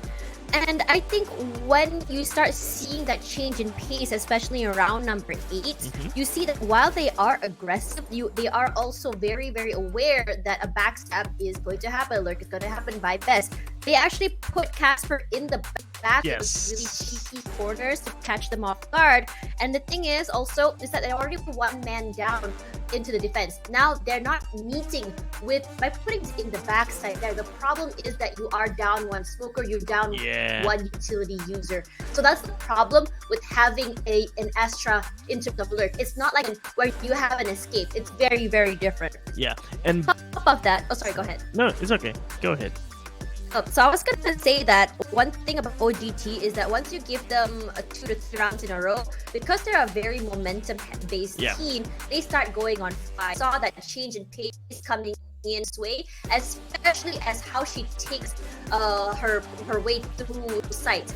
And one thing that I really want to highlight here is how decisive OG can be. If they want to take a site, they will commit to it. We saw them lose 2 players trying to come, and they still did it with just closing the round with a 3K. Regardless, what do you think? Yeah, well, we'll see in about a second. Casters, go ahead. Here we go. Alrighty, we're back. Yeah, second half of this series. Thank you so much, Tosh and Sleepy. Yeah, second half of the series. ZOL Meraki on the attacking side. We talked about a while ago. This is the side that we expect them to start crawling things back. They've won 2 out of the 3 pistol rounds in this series so far. They can make that the 4th. Well, it will depend as well, of course, on how they are not just, playing in towards utilities, but also follow-ups. Again, you were highlighting this earlier, and I feel like highlighted now is the follow-ups from ZOL Meraki, because just like that, Sway to the agility prowess come from here. But look, they're coming from. Oh That's my actually goodness. interesting, but of course it paved the way for Japeeps to take a 3 before Cammy goes for the shutdown. And from behind, seeing Kachao takes it and cleans it up. I mean, we can summarize this. ZOL Meraki, all of them, basically, regardless of positions, was literally taken from behind. And I mean, the attempt of actually taking the side from behind kind of backlashed, Dig a deeper hole. They're taking it back for sure. What we can be sure of there is a complete disaster, though, for ZOL Meraki. You saw them initially want to take that B site. Once they realized that their anti-flank there towards the window crumbled, they made the right decision, yes, to go for A, but just simply could not expect Japips to be there in the graffiti, and she paints things all orange for Orangutan once more. Cammy has to be careful. This might as well be an operator, considering she doesn't have armor. A single bullet in that headhunter, that's what she's gonna need to find if she wants a kill here, but no, doesn't even connect. Now, ZOL Meraki, this eco of theirs, it's not looking good either. They have the sheriff, but Chloe's gonna make mincemeat out of them as soon as they walk in. The trigger discipline. You see how Chloe was just tempted to peek, but then again, she does know that there's just more than one. Not wanting to risk a little bit of a trade-off there, she decides to just patiently wait in garage. Knowing that her presence is not yet shown from the side of ZOL Meraki, she can really utilize this stealth into her favor. But right now, we are seeing ZOL Meraki here, black and blue, into a B side. Look at that concussion. I wonder if they were able to get tapped by that. Look at the skill set, which again going in towards backside. Look from behind, but Japeep still secures it, even with Camus as well. But right now, you see best for the trade-off, but all of these across the floor as Casper from behind takes 2. We have 3. Jakeem takes 3 in towards backside, and of course, the back end of B. Wow, we're always going from the back, huh? From the behind. Well, From the rear what's entrance, huh? What's with these? What, Seems like Orangutan? sneaking up the behind is where they want to pass, really catching off guard ZOL, expecting to greet them at the front door, but no. Side fire exit that we see. A lot of the Orangutan players like to just completely punish ZOL over and over, right? So Orangutan around there that they should have won, and they do. But the Hunter's Fury early on, round 3 already from Japips, is huge. They can use this to turn the tides in their favor because this is a bonus for them. So they're on mere SMGs. Sway being caught out here, barely able to back off safely. And even when she was able to back out and cut, we still couldn't cost. And you know, anyone would have been thrown off by that by a bit. But then again, Sway, you have to commend her for her confidence to just go in despite all of the utilities being thrown at her. But spotting out none, definitely transfer here to the late. They were able to get one. They transfer not successful here as Bess and Rosie takes kills of their own. Now it is a 2v4 coming into this game. ZOL, I feel like the player kind standing. of really had a headache for a slight death here. Chloe with the spray down, but not even able to go into our city. Mia was able to shut her down, denying 11 from Orangutan. Alright. Good round here from ZOL. Could have been a bit more dangerous, but they convert things relatively cleanly. Capricious. He doesn't win that fight, but that's okay. You can expect her to start getting a bit more heated as this map continues on, but still, they're gonna have to do that soon because the cushion here, it's not a comfortable one for ZOL to be on the opposing end of. 5-10, 2 away from match point. That's pretty good for Orangutan here early. They've got the operator here on Sway, who's been doing great work with it. Fault line to try and secure her position early on, and now that she's poised and posted herself here in the sewers, locking down that lobby, they can leave her alone, and that's exactly what you're going to see here. Japips can rotate, and now they can put their effort and player count towards defending the other positions of the map. Shot rings out with the op. It doesn't connect though from Sway, and now they know where she is. I mean, intel very much essential for either side of the team, and that is very crucial as well. That's the Hunter Fury turret was able to signal one before being taken down, loving the timing of the gravity pull as well to deny any entry from Garage. Then again, I guess that could be a facade because right now ZOL Meraki is still taking their time in towards entry. The thing that I worry about though is if Sway was able to push in towards Garden and spots out these two from their spawn. So that could be an option, but then again, I love it how Orangutan is just buying the time, taking it slow here and waiting for these peaks to even happen. 30 seconds left. Biding their time, but the clock is ticking, and it's hollowing against them though. Here comes out the execute, ZOL Meraki. They don't even spot her out in the corner. Chloe does get found. Capricious, 2 big picks. We've talked about her heating up, and this is exactly that. Casper though has to try and get the trade. Does find one, able to find a second, but Capricious on the third. It's all down to Sway to try and retake in a 1v2. Can be difficult with a mere operator in her hands, unless they give her an opportunity here, Seiya.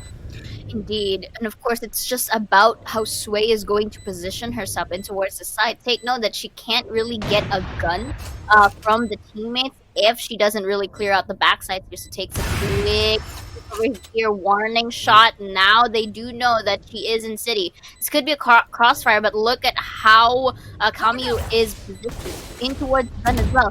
Oh, not taking a banjo and to say the least. Takes the 4K, takes their 6th point, and I feel like this time their strategy of going in towards the front lines are the ones actually working. You know, I was about to say earlier, especially when the second half started, they keep going from behind, but maybe if they could have used that strategy, maybe in the later parts of the game, that maybe caught them off guard. Very true. A lot of times, you know, on a C-long plant especially, but in this case it's planted in default, but on a C plant, a lot of the best ways to retake the site is to come in from behind, take that C-long control, and then have a pincer forward into the site, but it doesn't come. And to stick on that operator, not the right decision here coming from Sway.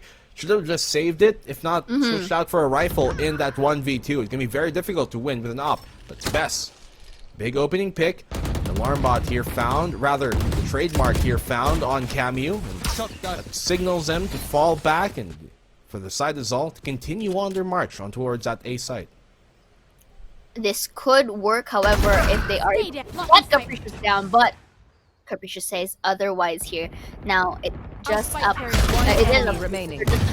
But Down this is where I kind of go and shed the mystery. Why do they have to peek it one by one when they already do know that Capricious is from the behinds? But look at this Bess with an attempt to knife. Now, there you go. But Bess right here really knows how to close it off, watching their flanks as well. So far, it's working pretty well for the side of ZOL Meraki here, trying to, at least as you've observed, like, they're being proactive in towards our map here. They're not basically being stagnant in one. And this is the part where they could have doubled this through just to take down Capricious a bit earlier. Could have maybe played better for sure there to not allow Capricious to get away with as many kills as she would have been able to find, but still, they have more rounds to continue to win here and give. Sway once again has been found out with the up. She double dips, but luckily isn't punished for it. It's a rule. They try and double dip, but in this case, looking for even more. ZOL Meraki though, they know where that op is now. They can try and play around it or just evade it entirely if that's the case. Of course, I mean it's much more of, you know, a little relief. You are able to really dodge those utilities as time passes. But right now, the way that ZOL Meraki is actually utilizing the mid side of the map, creating these presence just so that they can have the impression that some of the members are rotating, which I can see Japeep's doing right now. She was from A earlier, if I'm not mistaken. So I guess it kind of gives them the time to try and utilize it, knowing that there's not a lot of members of Orangutan around. But of course, because of those shots, now it paved the way for them to go in. Cosmic Divide closing up City and Heaven. Like, now there goes the lineup sword. Let's see if it does touch through or just touch through. And again, this is not your default plan. This is near Heaven. Look at this rotate catcher from Camu. This has to come in big from ZOL. I think she's kind of slipped them though. They don't really know. And she goes down as well because of it. Capricious finds two, but this retake isn't really going to work out for Orangutan. They know Casper's coming from CT. She finds the one, but that's it. She's done. ZOL Meraki slowly crawling back and marching into this round, into this series, into this map, and they've cut the lead down to just more digestible numbers. Only 2 rounds between them now. Indeed, I agree with you on that, Black and Blue, but right now, I feel like, you know, Orangutan can call for a certain amount of timeouts here and there, because look, from the second half, ZOL Meraki is able to really run out the streaks again into a more, you know, tangible score line. And if Orangutan doesn't really, you know, bounce back, at least after this round, because they are on the save, so it's expected for ZOL Meraki to win it in terms of, you know, weaponry advantage. But if Orangutan does not really, you know, bounce back, I feel like, you know, ZOL is just going to take advantage of this momentum that they built upon themselves. That momentum is something ZOL really like to heavily lead into. Turret spots on out. Camu, you're trying to give presence all throughout mid, as you talked about, right? Keep Orangutan guessing where exactly the next hit from ZOL is going to come. They make that noise towards garage, but now they're crawling their way towards this A site. Japips has a big spot here. Flash on out, gives herself away, doesn't even find one. A bit of trigger discipline could have been a better way to get things done, but Kachao in the site have a lot to do. This is going to be so difficult for her to try and go down with quick kills. Chloe, okay, shuts down Capricious, but ultimately, I think this round is still done. It has been planted now, and all has to wait. And taps happening for both sides of the team. Chloe with the corner of base left up behind sandwich. Casper for the third train. lane. But I don't think this could, be put into late use. That's gonna be the pull too close to comfort here. And we already know what she is, but Casper is able to get one down. Recon ball goes into one, was able to attempt to get rifle, but Best fast on her feet was able to peek even before Casper was able to enter into the team. But that could have been a different story if she was able to enter.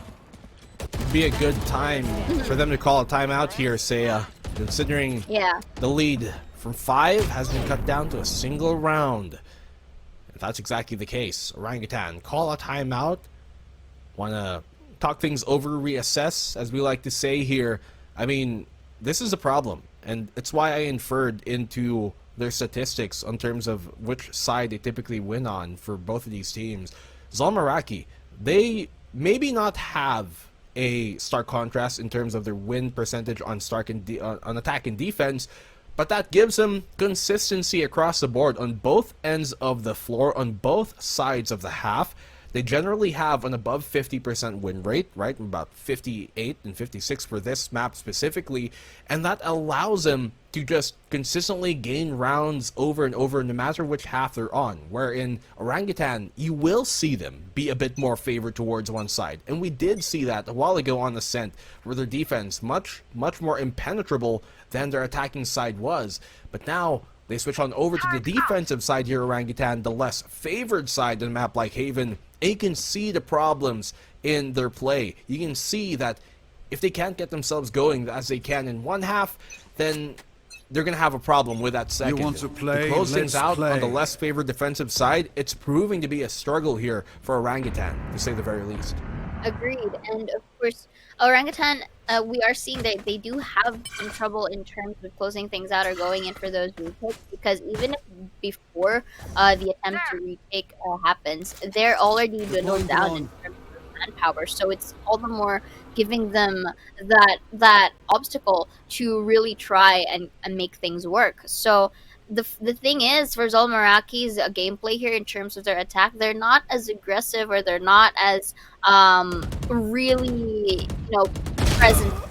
More on them playing for those peaks, watching out those corners, and we are also seeing Sway kind of miss out her op shots. It's very much vital as well. Thunder Fingers, I haven't seen them quite a while as well because of the lack of kills that they're getting compared to before. So right now we do see some op shots. We try to delay the push, Cloud Burst plus the dash going in towards the side. Jumpy with a tap takes one here. 30 seconds left. Make it another though, but as Down B. Chloe also crossfires with her teammate, but Capricious was able to really detect the presence, and I feel like it's up remaining. to Casper in towards that backside. Really huge, as you have mentioned here.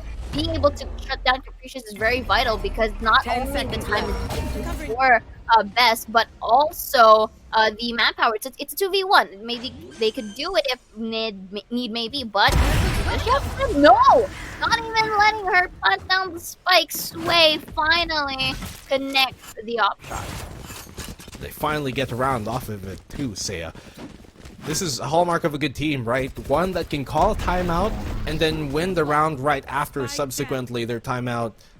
And make sure that they convert those timeouts into a more successful story. So the Pip's going big there, but Chloe, she's been a player that maybe doesn't get the same kind of limelight as a lot of the players here on Orangutan do, seeing as how, star-studded their roster can be. But she's been such an influential force for this team over and over to be that rock. But this time Sway gets going early, and she's a player that when you see her get going early, those are the rounds that Orangutan just storm and snowball into wins. I mean, right now things are very much getting intense as our score lines really take on to either a gap or a more tangible score line for ZOL Meraki. But then again, here it's very much nerve-wracking, but right now favors Orangutan, as we do see Rosie and Capricious being shut down, so there's no concuss for ZOL Meraki to work with here, and as well as any a more solidified entry that could have come from their duelist. But right now They're trying to take it slow. And you did mention that Chloe, not as much as taking the limelight, but I would like to term her as one of the silent assassins of her team. Because he basically does the job. And that's but as a delay, Best was able to 30 take seconds that shot onto her. And I like the attempt from Chloe trying to transition to a classic or potential right click. Again, time is ticking once again, Black and Blue. One enemy remaining. Sway. Ooh. She's going to make sure that the time is ticking in their favor to end the day early. And Casper gets that final. Orangutan, they finally get match point here. After ZOL bring it real in close. This is looking to be a pretty similar scoreline to the end of map number 1. And even the trajectory of how things have gone, right? ZOL struggle early on. They struggle late. They do good mid-game. But then Orangutan, once they've adjusted, they're locked in and primed to go. Miha coming out here with the op, looking for a response, an answer, a way to retaliate against the operator of Orangutan. It was on Sway, but she drops it over to Japips this time, which might be the right choice. They're going towards his C site. Chloe's ready, has a lockdown, but she's had to shoot her way out of this first. A little bit of a concuss right there. So the Chloe takes on that for the trade. All at least was able to capitalize on that corner here before getting traded out. This is a 3v3. Like, note that Best and Kami are both low on HP on their fingers being over here. Ka-chow from the garage here. Yes, I do agree with you. I think it's done. Rolling Thunder as well for additional insurance policy. Away from the corner, takes one, make it another. The Thunder Fingers concludes this. And we see it now, Black and Blue. Orangutan moves forward into our upper bracket. Okay, the overdrive to send this and override the momentum being built upon by ZOL as Orangutan. They win this opening match, they win their opening series, and they win the opening 2 maps of today here to get them into the upper bracket, as you said. ZOL, don't fret yet, any Filipino fans of this team, because they still have a potential lower bracket run. They're sent to the lower bracket, have another chance to fight for their lives and to fight for that ticket. But for the meantime, it's a ticket here of Orangutan being booked in. No monkey business. They swing from one tree to the other, relatively unscathed. Of course, I mean, it was a very good play as well for ZOL Meraki. We did see them really winning their rounds consecutively, so that is very much a valid effort coming in from them. But of course, they do still have their +1 extra life in towards the lower brackets, and I'm pretty sure that they are going to come back stronger here. But you know what, Black and Blue, what I want to know what our panelists think here. So guys, this is Dan, of course, with me, Black and Blue casters, and our panelists, take it away. A 2-0 coming in from Orangutan versus ZOL. What a match to be seen just now, as we saw a more even score across the board. Yeah, it was an amazing series from both teams. I feel like ZOL Meraki, they definitely showed up quite nicely in the first half of the second half, where they kind of dictated the flow of the game by playing it slow and letting their players just take control individually and then execute onto the side. But after that pause, this is something that a lot of teams kind of get swayed with. When the opponents are taking a pause, they sort of feel like they have to change something as well, and that's what I feel like happened to ZOL, right? They were playing slow. Was that a wordplay there? Sway? What, the sway? Yeah. Maybe not, but regardless, what I'm trying to say is that ZOL Meraki, they did not have to change their pace. They were doing fine playing slow, letting Team Orangutan just overthink and less effectively rotate with their backups. But because they changed their pace and went for fast-paced plays towards the last few rounds, it made it easy for Orangutan to decide where to rotate their players and then be ready for their executes with more players. Or even if the side was taken like towards that last round, the rotates were easy for Orangutan, with the remaining 3 players just, knowing where to go and wrap around towards C, all the way from C long, from garage, and also from defender spawn. So ZOL Meraki, they were doing great with the slow pace on attack, but once they started changing their pace after the pause from Orangutan, things just fell down. And props to Orangutan for making use of those change in pace from ZOL Meraki. They knew exactly how to rotate. They knew exactly how to defend their sites if the opponents are just going in a one-dimensional way.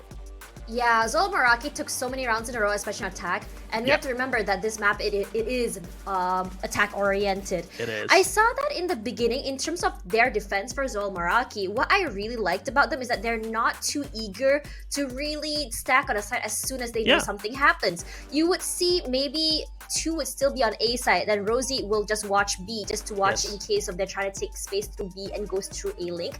So I'm really liking that, but just as you mentioned before, that change in pace.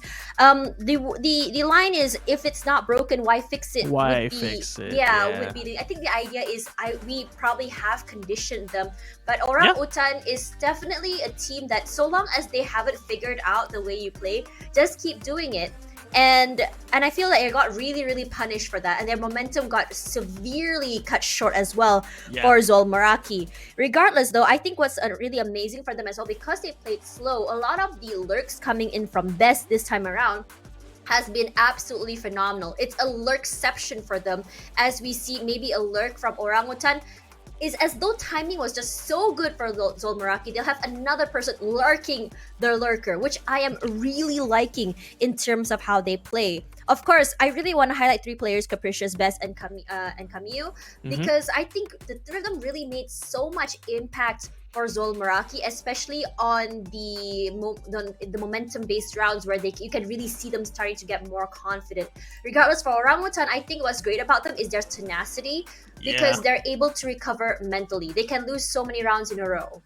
Yeah, I mean, it was a testament to how experienced they were as players in the Game Changer circuit, right? So why don't we try and chat with them, you know? Let's see who we can talk to today with this interview with Orangutan. Here we go. Let's see. Hello. Oh, it's the girls! Hi! Hello! Congratulations, Orangutan, for opening for winning the opening match. So congratulations, Sway. And for Orangutan ladies, hello. Is that Oriophilia I see? Yeah, that's her. Wow. Wait, where's Chloe? Chloe is over here. Yeah, we need to get everybody on the frame. So everyone here. And of course, we don't have Casper there because she's all the way in India. So I know that she's really feeling it. So first question for me is, how was it not having Casper there? How was the comms like? How was the morale like? Share with us. Okay, listen, every question you ask, Alright, I'm just gonna tell them the question. Oh, wait. Yeah, I think the mic might have to be set up. Oh, no. It's alright. We have time. Yeah, we have time. No worries. How about you sign language? Hello. Can you hear me? Alright, no worries. As they fix that, I really just want to say that when I was in... oh, there we go. Here we are. Hey, girls. Oh, okay. So I was saying that every question you ask me, I'm just gonna tell them so they can also answer if they want. Okay, sure. Okay? Can you repeat the question? Alright, so we know that Casper is not there with you guys. I know she's been feeling a little bit sad, not being able to. So what's it like morally, and how is it like playing without her there? What's the comms like? How is it like playing without Casper over here? I miss her a lot. Like, the boy Casper is a really ghost. What, bro? Casper the ghost. Casper the ghost? Her spirit is here. You can see Casper is there. Yeah. Bisa chat. Oh! Okay, so she's there in spirit. Okay. Yeah. Cool. All right. I think it was amazing how you guys managed to just, take a pause and just bring things right back. Talk to me about how on Haven you guys were able to just go and execute very nicely into all those sides, because you guys didn't give a chance to ZOL Meraki to respond in some of the rounds where you executed towards C especially. So was that one of the things that you really focused on in your training towards Elite? Definitely. I think we have very organized plays, and that really helped us get control very cleanly and led to the victory. Okay, so my Alright. final question for you guys is going into this tournament. I know you guys spent so many hours in training. I've seen it with my own eyes. So, what's the mental like, especially for the whole team? What's your morale looking like? Oh, it's very positive. What are you doing, bro? It's very. It's love it. What is the morale like? Mike to Chloe. Oreo. Good job. Situation? Taner, what is the morale like? Moral? You tell me what. Okay. We were So just morale is hyped. positive. Very cool. Yeah. All right, very good. I love hearing that. I love hearing that. Thank you guys so much, and congratulations on your Thank first you. win for today. Looking forward to see what more you can bring for us. And for now, we're gonna have to say bye-bye to the Orangutan girls. Bye-bye. Bye. Okay, bye bye. Bye-bye. Say bye, guys. Yeah, bye. They were just like, here's the mic for you. Here's the mic for you. No, here's the mic for you. Everybody. Here's Sleepy. Here's the mic for you. Wait, this way. Here's the mic for yes, you, Sleepy. this way. Yeah. Oh well. Anyway, that's been it. I think it was amazing, Tash. So I can't wait for the next match. Yeah, speaking of next match, before that, we're gonna take a quick break. Don't go anywhere, because after this, we're gonna have two amazing things going head to head. See you in a little while.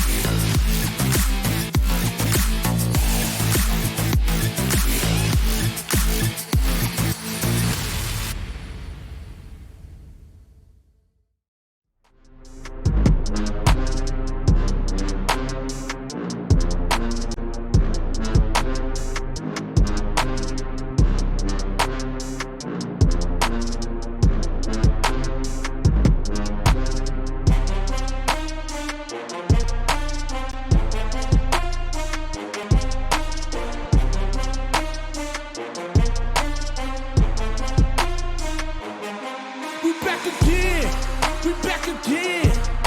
I'm bouncing up before they count to 10. We back again, we back again. Tell your mother, brother, sister, and your friends. We back again, we back again.